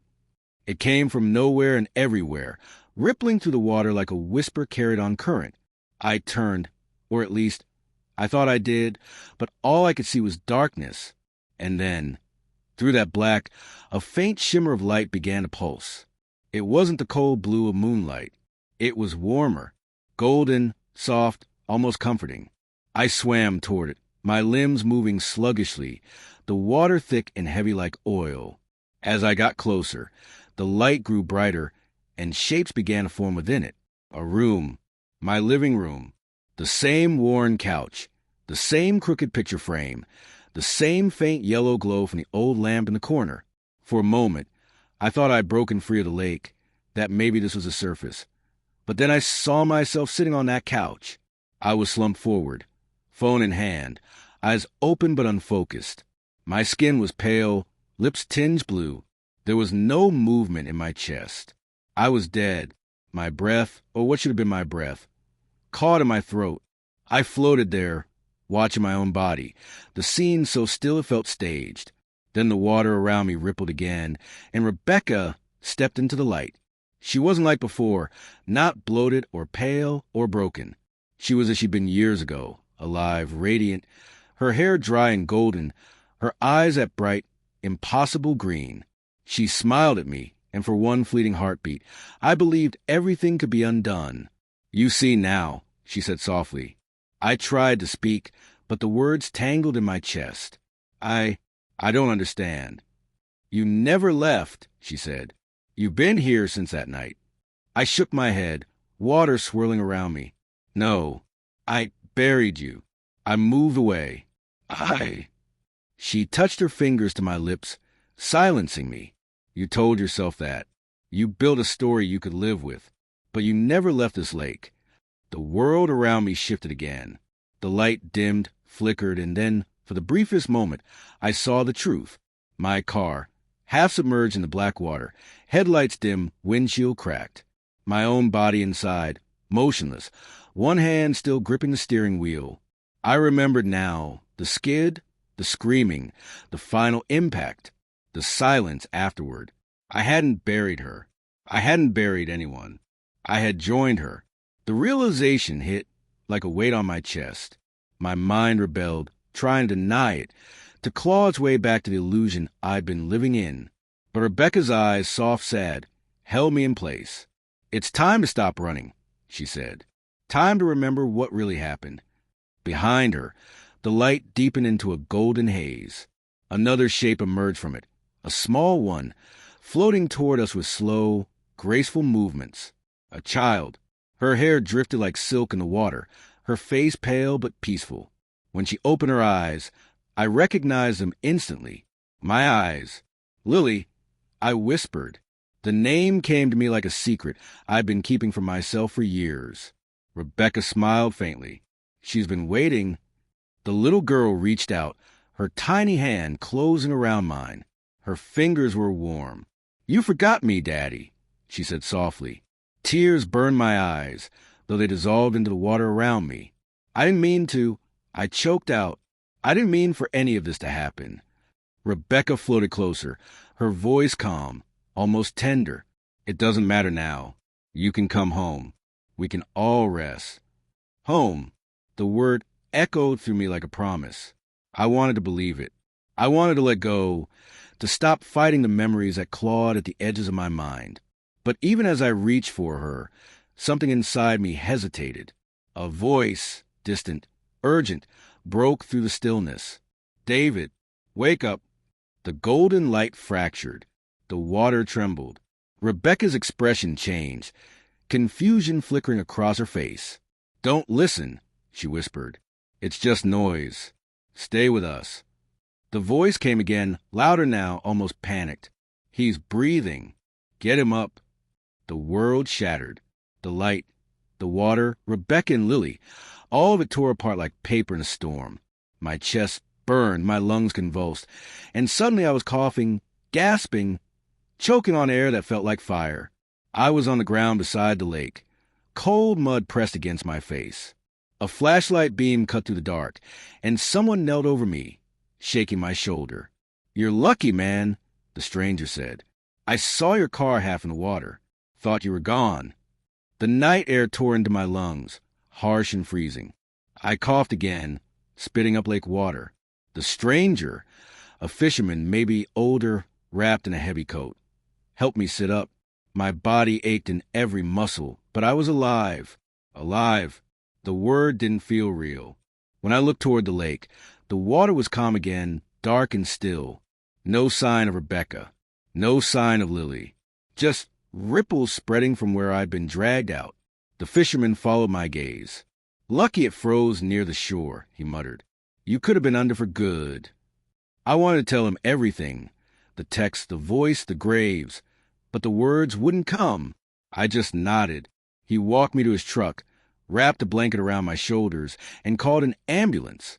The headlights illuminated the edge of the water, and for a moment, I thought I saw a movement, a figure standing just beyond the light, hair blowing in the wind. But when I blinked, there was nothing there. The paramedics said I was in shock. They told me I'd probably hallucinated parts of what happened, that my mind had filled in gaps as it struggled to survive. They kept saying survivor's guilt, like it explained everything. But I know what I saw. Rebecca's phone was still in my pocket when they found me. They said it wasn't working, waterlogged, corroded, dead for years. But the screen still flickered when I touched it. For a split second, I saw her face reflected in it. Then it went dark. They took me to the hospital that night. Monitors beeped, nurses checked my vitals, people talked around me, but I barely heard any of it. I stared out the window at the gray dawn creeping over the horizon. The world felt wrong, like I'd stepped out of time. At some point, I must have dozed off. When I woke again, the phone was on my chest, though no one had touched it. The screen glowed faintly, cracked but alive. A single message. Rebecca, you weren't supposed to wake up. I dropped it, the sound echoing in the sterile room. The light outside had changed. The sun was rising now, weak and pale, casting long shadows across the floor. I told myself it was over, that I'd escaped whatever this was. But as the shadows shifted, I realized something was wrong. There were 3 of them, one for me, one smaller, and one that didn't belong to anyone in the room. Rebecca's. Her shadow stood beside my bed, one hand resting where my heart had been beating moments before. At first, I thought it was a trick of the light, the way dawn filtered through the hospital blinds, catching the corners of the room in strange, stretched angles. But the shadow stayed. Long after I blinked, after I sat up and rubbed my eyes raw, it didn't move. It stood there at my bedside, cast on the white tile, its head tilted slightly toward me the way Rebecca used to when she was trying to read my expression. I told myself it was just trauma, exhaustion, the aftermath of near death. But when I looked closer, I saw the impossible. The shadow's hand, its slender, delicate fingers, was resting perfectly over my chest, and I could feel it. A pressure, gentle but cold, pressing against my heart. I called for the nurse, but my voice came out hoarse, weak. No one came. The halls outside were silent. The machines around me still hummed, steady and rhythmic, though one by one their sounds seemed to fade beneath the growing static in my ears. I watched the shadow stretch further up the wall, like it was crawling closer to me, swallowing more light with each breath I took. And then the monitors flatlined. The noise was shrill, deafening in the silence. My heart lurched, my vision flared white, and I fell back against the pillow as something inside my chest seized tight. Pain exploded through me, sharp and absolute. I couldn't move, couldn't breathe. It felt like the air had turned solid, like the shadow's hand had pushed straight through my ribs and was holding me in place. David, a voice whispered, so close to my ear that I could feel the breath of it.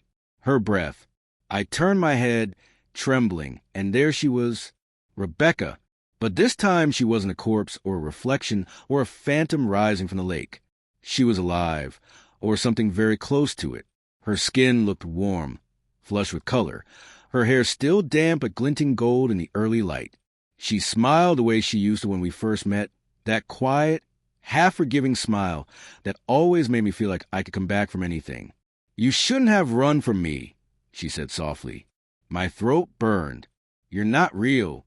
She leaned closer, and I could see the faint tremble of her lip, the sadness that lived behind her eyes. "You keep saying that," she murmured, "but I've always been real. You're the one who forgot what's real." The room began to fade around us. The walls dissolved into gray, the machines into faint whispers of static, until all that remained was a bed and the two of us suspended in some kind of empty, echoing space. Rebecca straightened slowly, her fingers still resting over my heart. "Do you remember what you said the day we got married?" she asked. I couldn't speak, but the words came back anyway, unbidden, clear as though I was standing at that altar again. Forever, even after. She smiled again, though this time there was something broken behind it. "I meant it, David. I kept my promise." "You didn't." I shook my head, tears filling my eyes. "I didn't know," I said. "I didn't mean for it to happen. I didn't know you were still alive when I—" Her expression changed. That soft sadness twisted into something harder, colder. "You always say that," she whispered. "Even now." The air grew heavy again, humming like electricity just before a storm. The shadows along the floor began to move, crawling up the walls, swallowing the last of the dim light. From somewhere deep in the dark came another sound, a soft, rhythmic tapping, like small footsteps running in circles around us. Then a giggle. "Hi, childlike." My blood turned to ice. Rebecca tilted her head, her eyes flicking toward the darkness. "She's here." I turned my head just as the shadows parted, and a small figure stepped into the faint light. The little girl, the one from the lake. Lily. Her white dress was torn, her hair damp, her small hands clutching a doll that looked half burned, half rotted. She stared at me with wide, curious eyes. "Daddy," she said softly. The sound of that word shattered something inside me. I reached out instinctively, wanting to hold her, to tell her I was sorry, that I remembered now. But Rebecca stepped between us, her hand still on my chest. "She doesn't need your apologies," she said. "She just wants you to come with us." I tried to sit up, but the weight on my chest was unbearable. "Please," I gasped, "don't do this." "I can't." Rebecca's eyes flashed with something like pity. "You already did," she said. And then everything rushed back, not as fragments this time, but all of it, full, brutal, undeniable. The rain that night, the road slick with mud, the fight that wouldn't end. Rebecca yelling that she was leaving, that she was taking Lily with her. Me grabbing her arm, shouting that she couldn't, that she'd never make in the storm. The headlights, the skid, the sound of the car hitting the guardrail, the silence after. I remembered standing there in the wreckage, the car half submerged in the lake, water rising fast. Rebecca slumped over, unmoving. Lily in the back seat, crying weakly. I thought she was already gone. I told myself I couldn't save them, that the water was too cold, too deep, so I walked away. I left them there. Rebecca leaned closer, her breath warm against my face. "Now you remember," she whispered. "Now you see why I had to come back." Tears slid down my face, burning hot. "Please," I begged. "I'll do anything. Just let me make it right." She reached up, brushing my hair from my forehead with a tenderness that made my chest ache. "You can," she said. "You can join us. You don't have to be alone anymore." The space around us began to fill with light again. Not the golden glow from before, but a cold, silvery light that came from everywhere and nowhere at once. The shadows pulled back, retreating into the corners of nothingness. The lake appeared beneath us again, black and endless. Rebecca stood on the surface of it, holding Lily's hand. Both of them looked peaceful now, almost serene. "Forever, even after," she said softly, extending her other hand toward me. For a moment, I wanted to take it. The peace in her eyes, the quiet waiting in Lily's. It was everything I'd wanted since the night I'd lost them. The idea of never feeling this guilt again, of sinking into that same still water and letting it swallow me, was almost beautiful. But then I heard another sound, a faint beeping. Steady, familiar, the heart monitor. It was still going. Somewhere in the real world, my heart was still beating. The sound cut through the haze, small but sharp, dragging me back toward the edge of consciousness. Rebecca frowned. "You have to choose, David," she said. "Come with us, or stay in the dark alone." The light flickered. The sound of the monitor grew louder. I looked down. Beneath the surface of the water, I could see the reflection of my hospital bed, the doctors leaning over me, shouting, trying to keep me alive. "I'm sorry," I whispered. Rebecca's expression shifted. "For what?" "For everything," I said. "But I can't go with you. Not yet." For a heartbeat, I saw the grief in her eyes. Then it turned to anger. "You already did," she hissed. The water exploded upward, cold and violent, pulling at my legs, dragging me under. I fought it, clawing my way toward the faint sound of the monitor, toward the blinding light breaking through the surface. I could hear them both calling my name, Rebecca's voice desperate now, Lily's sharp and piercing, but I kept swimming. My lungs felt like they were on fire. The world narrowed to that sound, that single, steady rhythm. And then, with a gasp that tore through my chest, I opened my eyes. I was in a hospital bed, drenched in sweat, the nurses shouting, the machine screaming in alarm. My chest hurt, my head spun, but I was alive. I looked toward the window, half expecting to see them standing there, watching. But there was nothing, just gray dawn spilling across the floor. They were gone. For weeks after, I told myself I'd imagine it all, that the visions, the voices, the cold touch were nothing but the product of a dying mind. But the phone still wouldn't turn on, not even a flicker. And yet, every night, just before I fall asleep, I hear the faintest buzz from the nightstand. One vibration. And when I check the screen in the dark, there's no message, no number.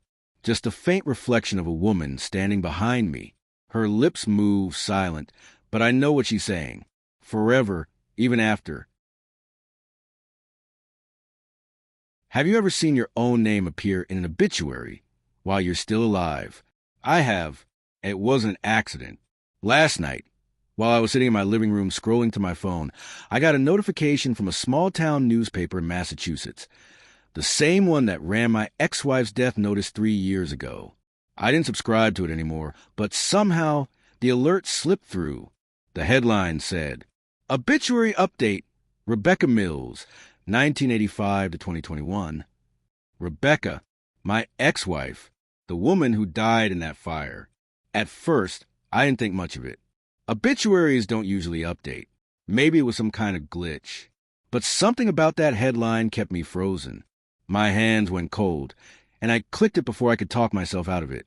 The article loaded slowly, the progress wheel spinning endlessly on my cracked phone screen.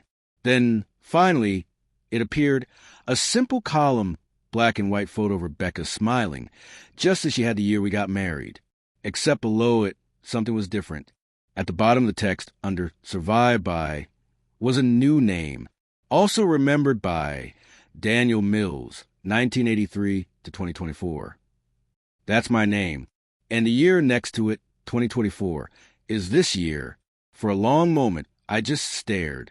My mind refused to process it. I scrolled back up, refreshed the page, thinking maybe I'd read it wrong. But it was still there.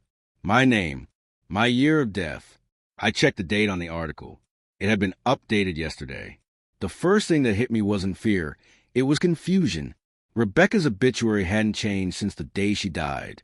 The paper was small, outdated. Who would bother editing something like that 3 years later? Then came the fear, the sharp, creeping realization that this wasn't a coincidence. Because the only person who used to call me Daniel Mills, using my married name, was Rebecca herself, and she was dead. I tried to shake it off, to tell myself some intern must have accidentally merged files, or that the digital archive had been hacked. But then the next thought came. Someone had to submit that update. It wasn't like anyone at the paper would just change a death notice without verification. They would have received it from a family member or a surviving spouse. That's when I saw the message. As if on cue, my phone buzzed again. A new email, no sender listed. The subject line read, "Obituary correction." I almost didn't open it, but something in me, curiosity, dread, whatever it was, forced my thumb to tap. Inside was a single sentence. "You never burned." No greeting, no signature, just those 3 words. For a long time, I couldn't move.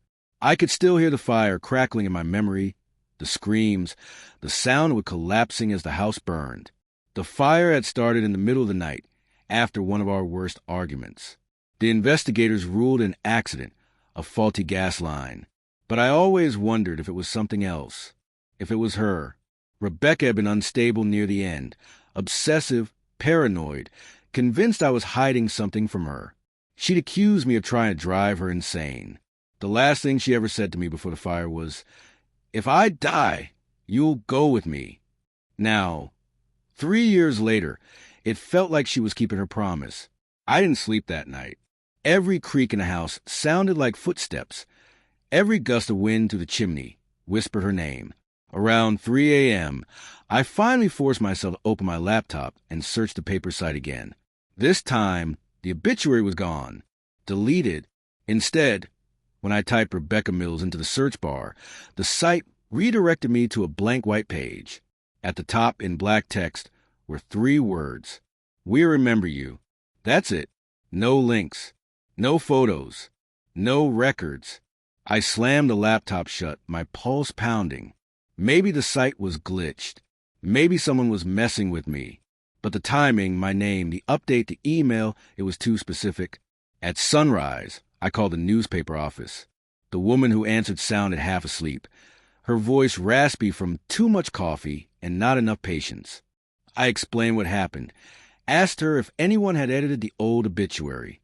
She paused for a moment, then said, "We haven't touched that section in years, sir. The archives are offline." "Then how do you explain my name being added?" Silence. Then she asked, "What was the name again?" I told her. Another pause. Then the faint sound of typing. Her tone changed when she spoke again. "Sir, are you sure this is a joke?" "What do you mean?" "I'm looking at the printed record right now. The obituary never said Rebecca Mills." My breath caught.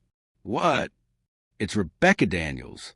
No one by the name of Rebecca Mills was ever listed in our database." I froze. That wasn't possible. The obituary had been printed after the fire. I'd seen it myself. "You must have an older copy," I said quickly. "It was edited." She sighed. "I'm sorry, but we don't edit obituaries after publication. The Daniels record hasn't been touched since 2021.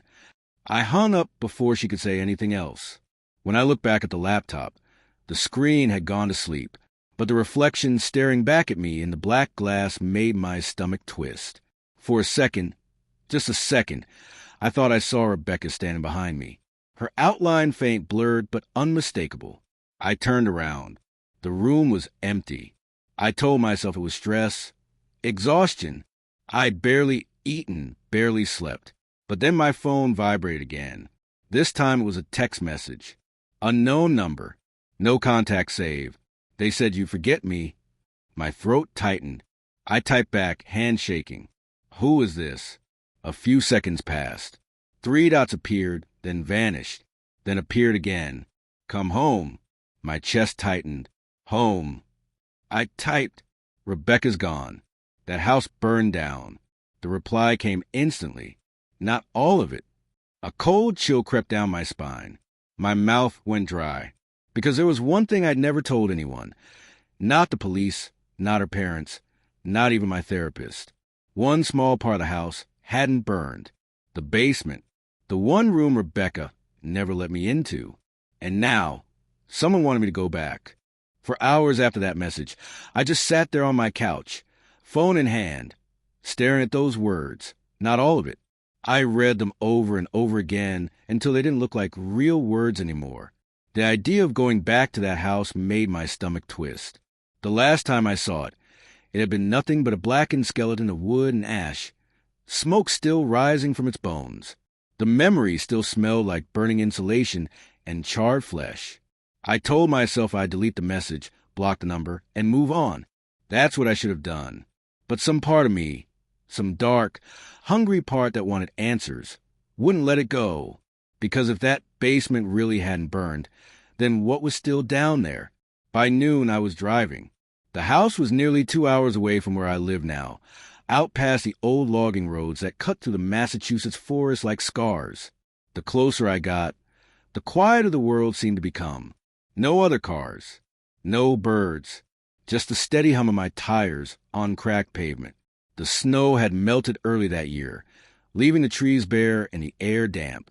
When I turned down the long driveway, my heart started pounding so hard I could feel it in my throat.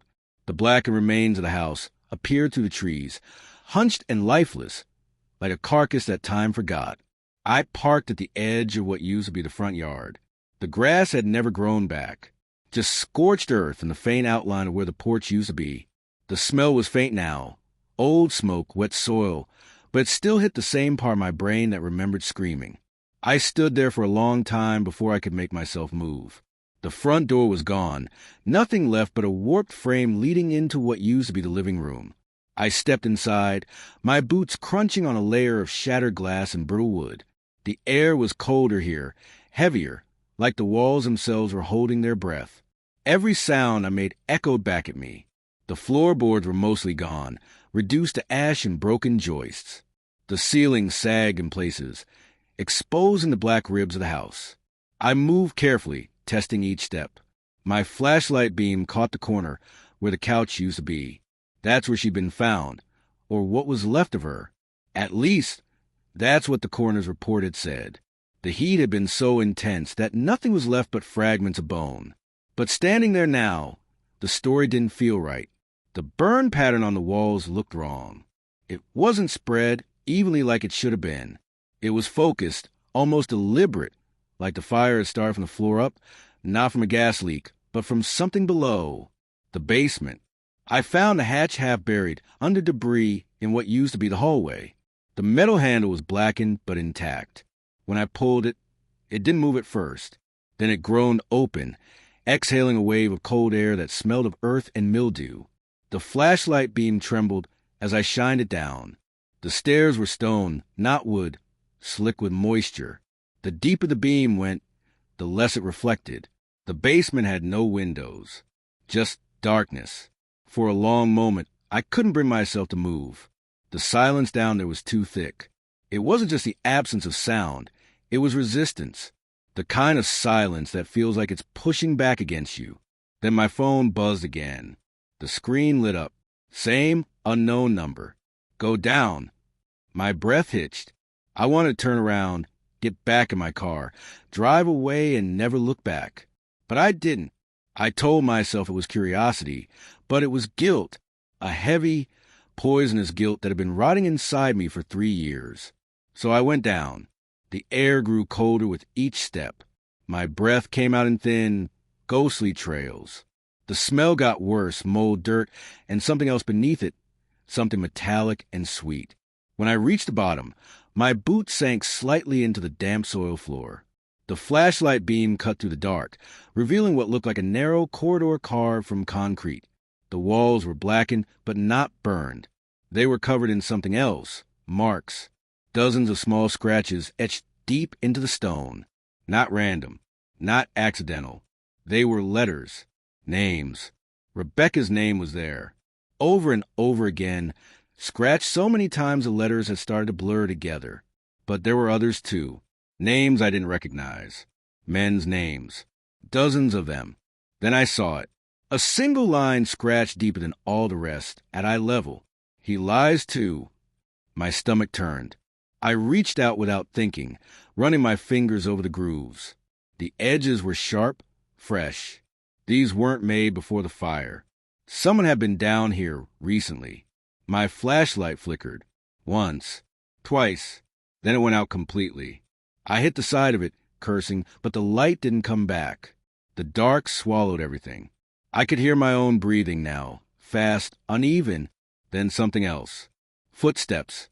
Soft, slow, coming from somewhere deeper in the basement. Hello. My voice cracked. Who's there? No answer.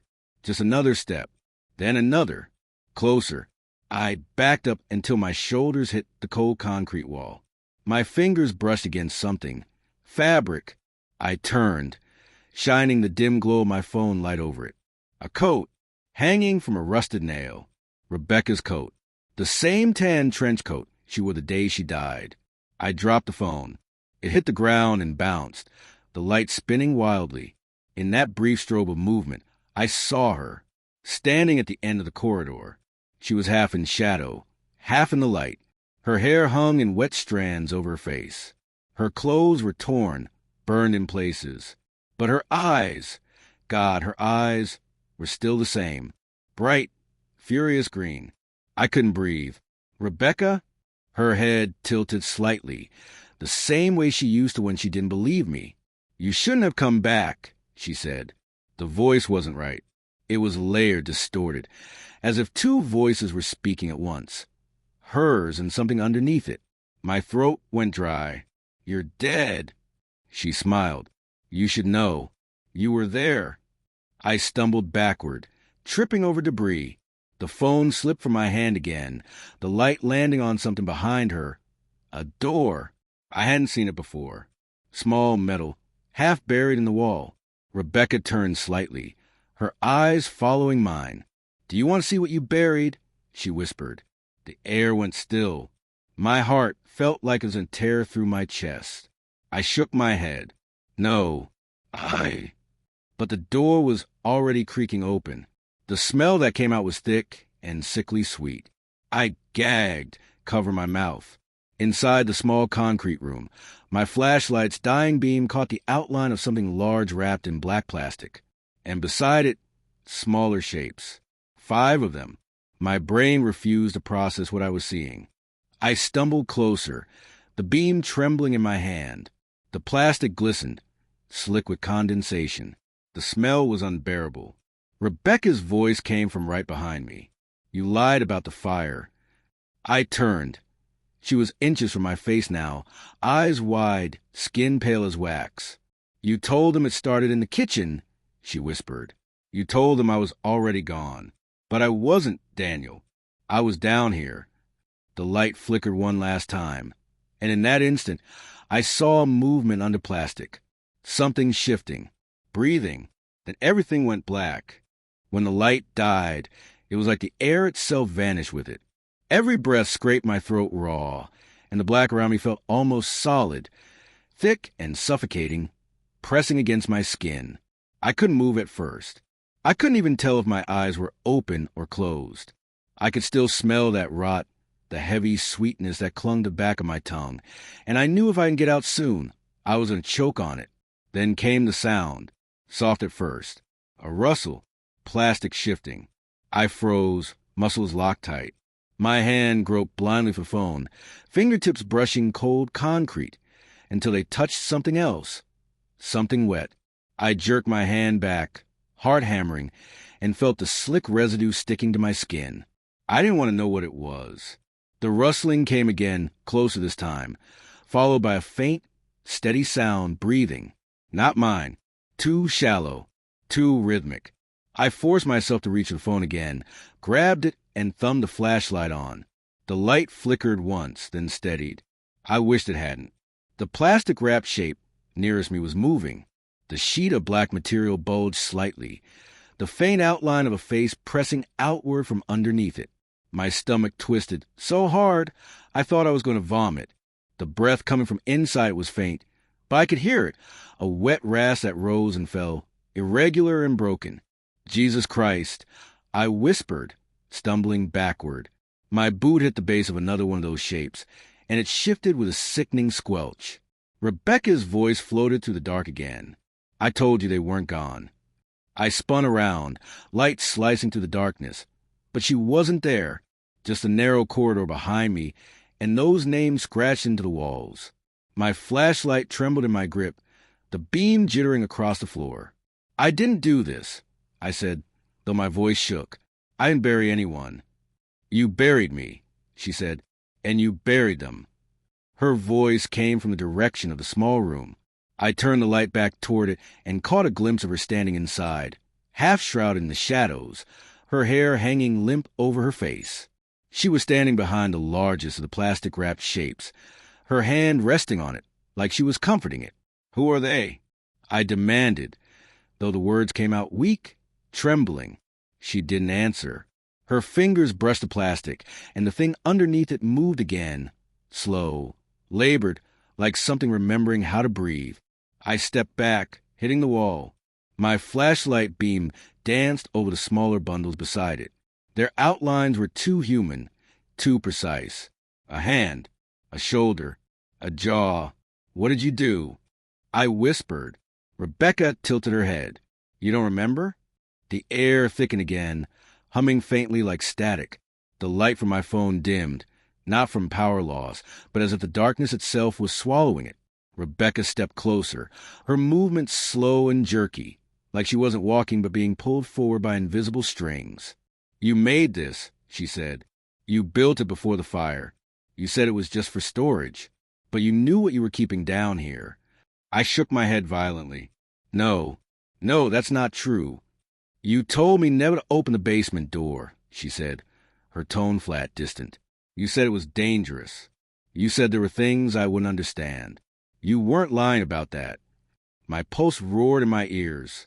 The air around me buzzed like the silence before lightning. Stop, I said. You're not real. You're dead. This isn't happening. Her eyes met mine, and for a heartbeat, they weren't green anymore. They were black, so dark they swallowed the reflection of my light. Then why do you still hear me? She whispered. The plastic behind her split with a sound like tearing skin. The shape underneath it convulsed, a wet, sucking gasp echoing through the basement. I stumbled backward toward the stairs, slipping on the damp earth. My phone flew from my hand, clattering across the ground and spinning until the light landed on the far wall. That's when I saw the drawings. Carved into the concrete were crude shapes, circles, triangles, symbols I didn't recognize. Smudged fingerprints trailed down from them in brown stains that could only have been old blood. In the center of it all, scrawled in jagged letters, were 4 words. She never left you. I ran. I didn't care about the stairs creaking under my weight or the sound of the wood splintering behind me. I just ran. When I reached the hatch, I slammed it shut and stumbled out into what was left of the hallway, gasping for air like a drowning man. The cold outside air leaking through the broken windows felt like life itself.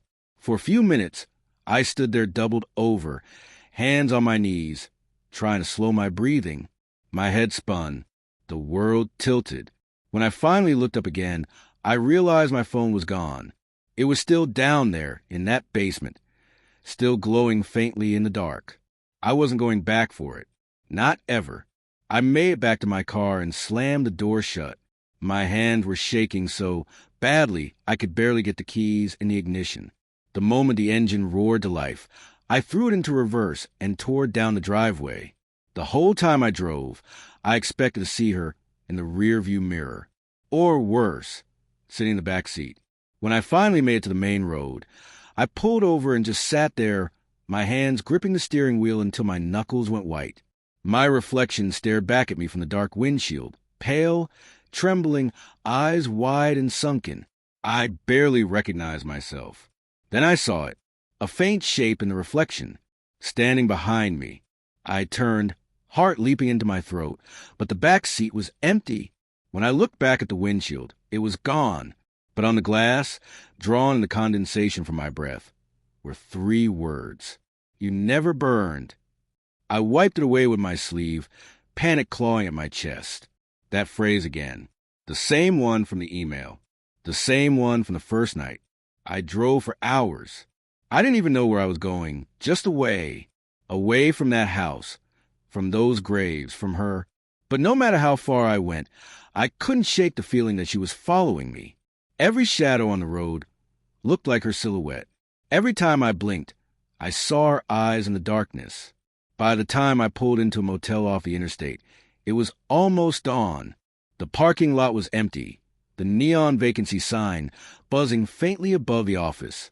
I got a room, locked the door, and sat on the edge of the bed.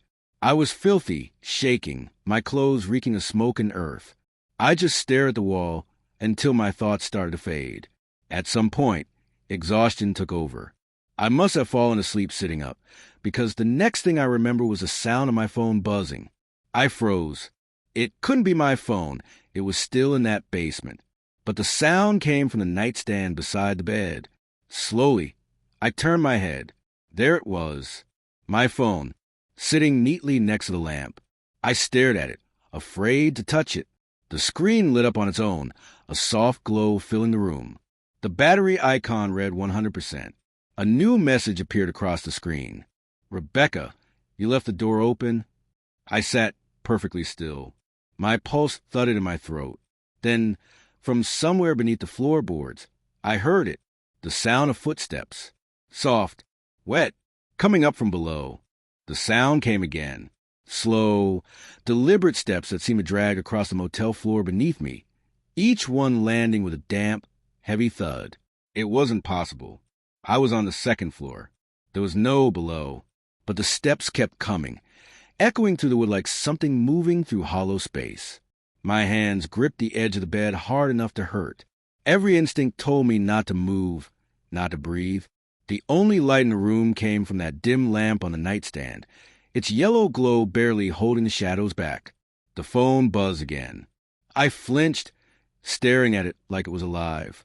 Another message had appeared on the screen. Rebecca, let me in. The sound of the steps stopped.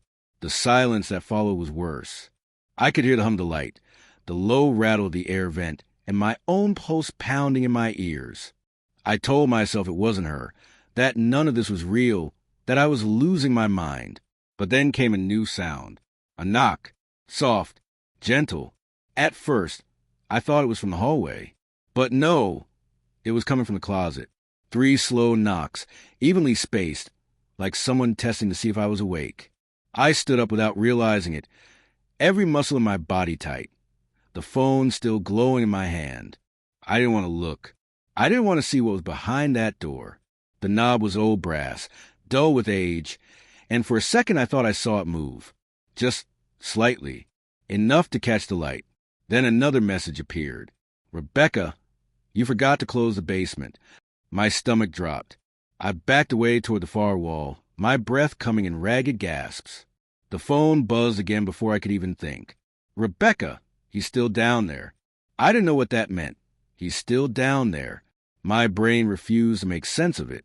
I was trapped between fear and confusion, both growing so large that my thoughts splintered under their weight. I had no idea who he was. All I knew was that I needed to get out of that room. I reached for my coat, but before I could grab it, the closet door creaked. Slowly, painfully, the sound filled the entire room. A line of darkness opened between the door and the frame, and the smell hit me instantly. Damp earth, Smoke. That same metallic sweetness from the basement. I raised the phone like a weapon, though I didn't know what I thought it would do. "Rebecca," I whispered. "Don't." Nothing came from the closet. No movement. No voice. The dark inside it looked too deep, too black. It felt like it was absorbing the light, pulling it inward. I took one step closer. Then another. The phone buzzed again in my hand. I looked down at the screen, heart racing. "Rebecca, look." I didn't want to, but I did. The light from the phone illuminated the inside of the closet, just enough for me to see what was there. A man. He was sitting on the floor, knees pulled to his chest, head hanging low. His skin was gray, soaked, and torn in places like it had been peeled away. His hands were folded neatly in his lap, and for one terrible moment, I thought he was dead. Then his head lifted. The eyes were gone. Just two deep, empty sockets staring straight at me. His mouth opened, and a voice came out, but it wasn't his. It was hers. "You left him," Rebecca's voice said, calm, steady, too close. "You buried me, but you left him alive." I staggered back, hitting the dresser. What the hell is this? The thing in the closet crawled forward, its movements jerky and slow.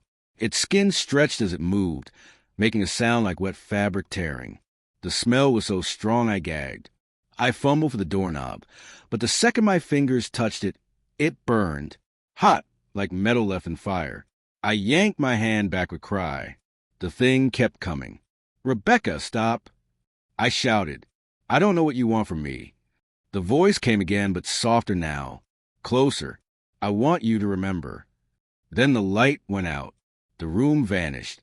My world shrank to the sound of my breathing and the slow drag of that thing crawling toward me. I reached out blindly, found the lamp, and threw it. The crash exploded in the dark, shards scattering. Silence followed. Then another sound, something wet hitting the carpet. My hand brushed the doorknob again, and this time it was cold. I turned it, flung the door open, and stumbled into the hallway. The air outside hit me like a wave. I ran. I didn't look back. Not down the hall. Not at the door swinging open behind me. When I reached the parking lot, the night air burned in my lungs. My car sat under the flickering light of the motel sign, and for the first time, I noticed the passenger side door was open, just slightly. I stopped. Every cell in my body screamed to keep running. But then I saw it, something sitting on the seat. My wedding ring, the same one I'd thrown away after the fire.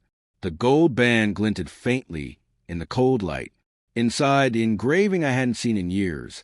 Forever, even after. I picked it up with trembling fingers.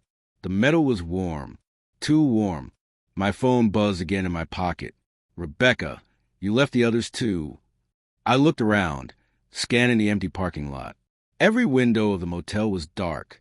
The sign buzzed softly overhead, the sound so loud it felt like it was burrowing into my skull. I typed back without thinking. "Me. Who are the others?" For a long moment, nothing. Then, "Rebecca, the ones you helped him bury." I dropped the phone like it had burned me. My chest tightened. "No," I whispered. "No, I didn't." But the memories came anyway. Small flashes at first. A pickup truck idling behind the old house. Coleman, my neighbor, his hand shaking as he handed me a shovel. Rebecca, standing by the tree line, crying, rain soaking through my clothes. The smell of gasoline. And then the truth. There hadn't been one fire. There had been two.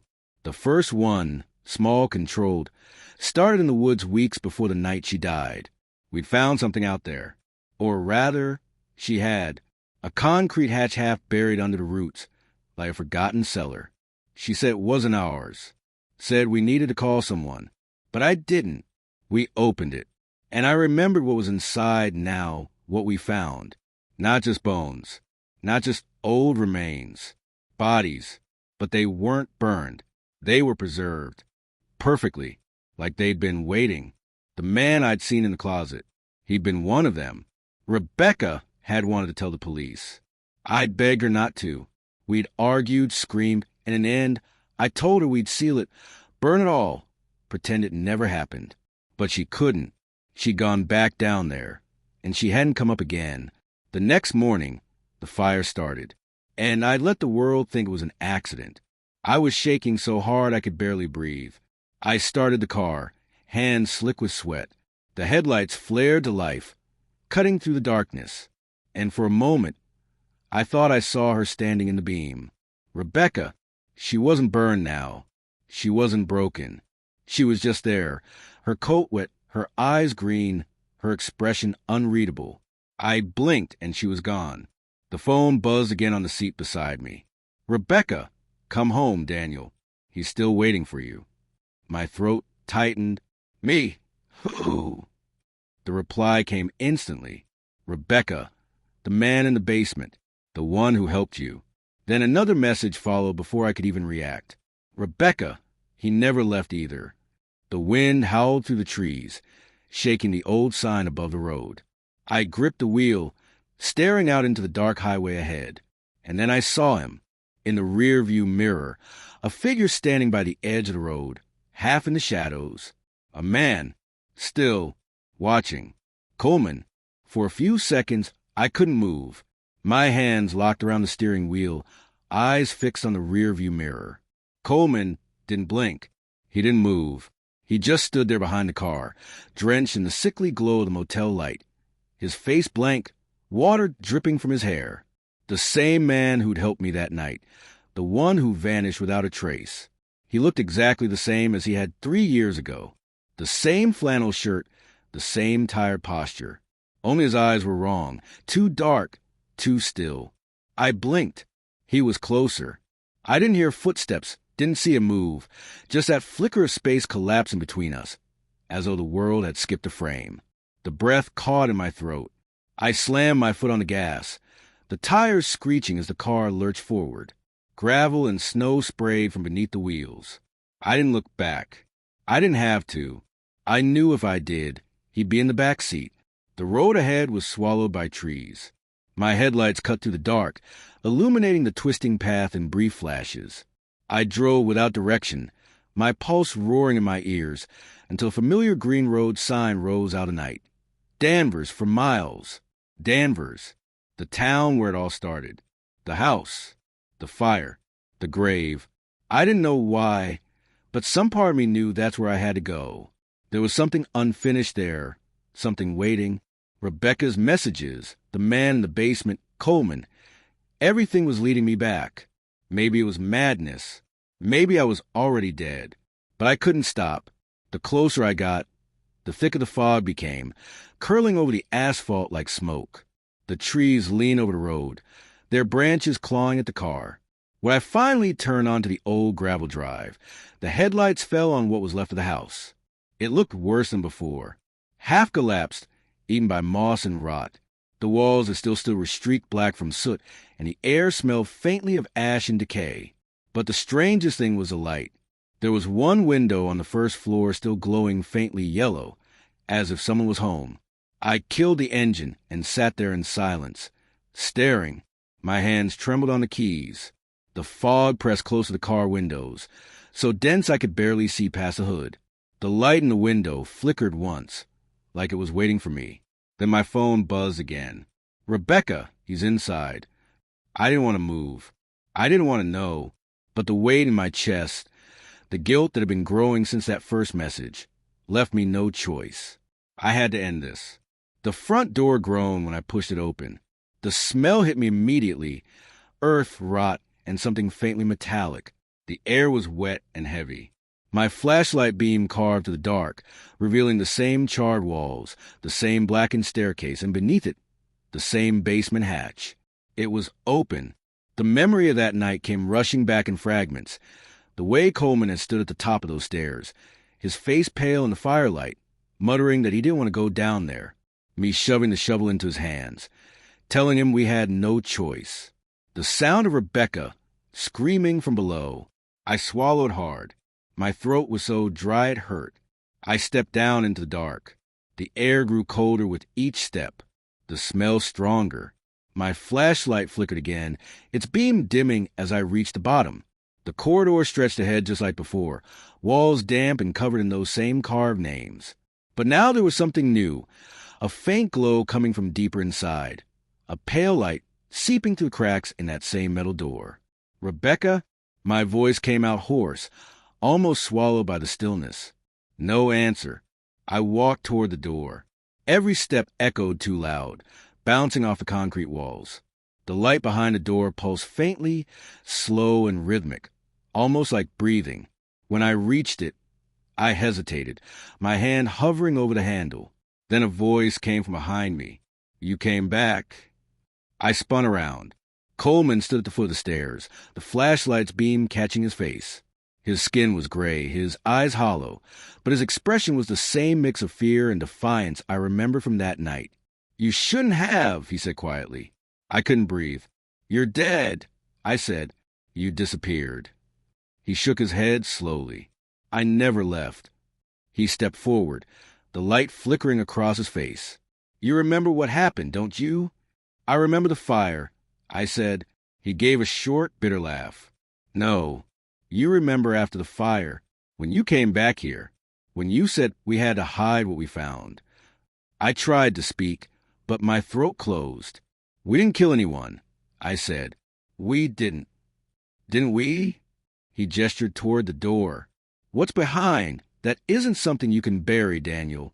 You thought burning the house would be enough. You thought fire could erase them, but you only fed it." The light behind the door brightened, flickering wildly now. The walls trembled, dust falling from the ceiling. I stepped back, staring at the handle. Coleman's voice dropped to a whisper. "You know what's waiting in there, don't you? You put it there." My breath came in shallow gasps. The light kept pulsing, faster now, syncing with my heartbeat. The air grew thick, humming with static. "Rebecca," I whispered. "She's not who you think she is," Coleman said. She wasn't even Rebecca by the end. Before I could ask what he meant, the door began to shake. The sound of metal bending filled the basement, loud and sharp. Coleman stepped back, eyes wide. "Don't look at it," he said. "No matter what you hear, don't open that door." Then came the voice. Soft, familiar. "Daniel." "Rebecca." She was whispering my name the way she used to when she wanted me to come to bed, low and tender. But there was something wrong in the sound. It wasn't just her voice. It was others layered beneath it. Dozens of them, maybe more. Men, women, children. "Help us." Coleman's face twisted in terror. "It's not her," he shouted. The metal screeched, and the door cracked open on its own. Light poured out, blinding white, spilling into the corridor. I threw my arm over my face, the heat hitting me like a wave. Inside, I could hear movement, the sound of hundreds of whispers, all overlapping, all pleading, and through them all, Rebecca's voice, clear as glass. "You lied, Daniel. You told them it was an accident. But you knew. You saw what lived down here." I stumbled backward. The light grew brighter, almost liquid now, flooding across the floor. I could see shapes forming in it, figures writhing just beneath the surface, stretching toward me. Coleman grabbed my arm. "We have to go," he yelled. But I couldn't move. I was frozen, watching as the first hand reached through the gap in the door. Pale, wet, human. It clawed at the concrete, pulling itself through. Then another, and another. The light turned red. The whispers became screams. Coleman pulled me, dragging me toward the stairs. "Run." We barely made it halfway before something hit him. A blur of white light and shadows slammed into his back, dragging him down. He screamed, his voice cutting off suddenly as the light swallowed him whole. I fell to my knees, my hand scraping the wall, my flashlight rolling away. The last thing I saw before it went out completely was the door swinging open, and Rebecca standing in the threshold. Her face was calm, peaceful, but her eyes burned. "You should have stayed dead," she said. Then everything went dark. Darkness. That was the first thing I felt, like I'd been swallowed whole by it. For a long time, there was no sound, no light, not even the beat of my heart. I thought maybe I'd died down there, that the last thing I'd see would be Rebecca standing in that doorway, her face calm and still while everything around us burned with light. But then the cold came back, sharp and wet, creeping under my skin like it was alive. Somewhere far away, I heard dripping. Then a voice. Daniel. I opened my eyes. I was lying on the basement floor. The light was gone. The air was thick with smoke and damp earth. Every breath hurt. The flashlight was a few feet away, its beam faint and unsteady, cutting through the darkness like a dying candle. I pushed myself up, every muscle screaming, and called out, "Rebecca?" No answer. The metal door was wide open now, a dark, gaping mouth in the concrete. Whatever light had been behind it was gone, but the smell that came out was unbearable, wet soil, mold, and something far worse underneath. I stumbled toward it, half out of desperation, half out of some stupid instinct that needed to see the truth. The small room beyond looked different now. The walls were slick, pulsing faintly like the inside of something alive. The plastic-wrapped shapes were gone. The floor was covered in black water that rippled with every step I took. The sound of whispering filled the air again, but this time it wasn't words, just a low hum, like 1,000 throats murmuring all at once. In the center of the room stood a single object, a mirror, old, cracked, the kind you find in an attic, its surface fogged and smeared with dirt. But it wasn't reflecting the room. It was reflecting me. At least, I thought it was. The man in the reflection looked like me. Same face, same eyes, but older, gaunt, burned. His clothes were torn and soaked. His skin blackened in places where it looked like he'd never healed. And behind him, I saw Rebecca. She wasn't a ghost this time. She wasn't pale or rotten. She looked alive. So heartbreakingly alive it made my chest ache. Her green eyes glowed faintly in the mirror's surface. She was standing close behind him, her hand on his shoulder. When she spoke, her voice came from everywhere and nowhere at once. "You never left this place, Daniel." I turned, but she wasn't behind me. Only the reflection moved. "You've been here since the night of the fire," she continued. "You and him. The one who built the basement. The one who found what lived underneath it. You thought you could burn it out, but you only fed it." I shook my head. "No, I left. I moved away. I built a new life." She smiled faintly, the kind of smile that always meant she pitied me. "Did you?" The mirror flickered. The reflection changed. Now I was looking at a house, a perfect version of the one that burned. Whole, clean, sunlight pouring through the windows. Rebecca was in the kitchen, laughing. I could hear the sound of her humming. I could see myself sitting at the table, drinking coffee, smiling back at her. For a heartbeat, I almost believed it. Then the mirror cracked. The image shattered, and behind it, something else pressed against the glass. A face. No eyes. No mouth. Just pale flesh stretching thin, pushing outward, distorting the reflection. I stumbled back, my boot splashing in the black water. Rebecca's voice was closer now. "Do you remember what was under the basement before we built the house?" The air grew colder. My breath came out in white clouds. "There was nothing," I said, but even as I said it, I knew it was a lie. "There was a foundation," she whispered. "Older than the town. Older than you or me. You found it. You opened it. And you let him out." The dripping grew louder. The walls began to move again, slow waves rolling through the concrete. The mirror trembled. From behind it came a sound like someone breathing through broken lungs. Rebecca's reflection stepped closer, her hand reaching out. "It wasn't the fire that killed me, Daniel. It was him, the one you brought into our home." I backed toward the door, my foot slipping on a wet floor. "Stop," I said. "You're lying." She tilted her head, and her smile vanished. "Then why do you think your name was in my obituary?" The room seemed to shrink. My mind reeled back to that night, to the first time I saw the update online, my name listed beneath hers, the date of my death already written. I hadn't understood it then, but now, as I stood in that pulsing darkness, it began to make sense. I had died in that fire.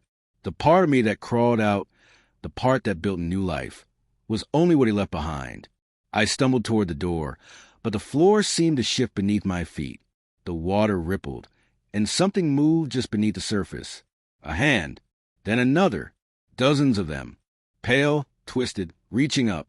They grabbed my legs, cold and slick, pulling me down. I screamed, kicking, tearing free. The mirror shattered behind me, shards flying through the air. Rebecca's voice rose to a whisper that filled the entire room. You can't bury what you become. The hands closed around me again, harder this time.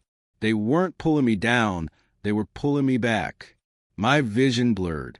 The basement around me began to fade, replaced by the smell of smoke, the crackle of flames, the choking heat. I saw the house again, burning. I saw Rebecca in the doorway, screaming my name as the roof collapsed. And in that instant, I remembered everything.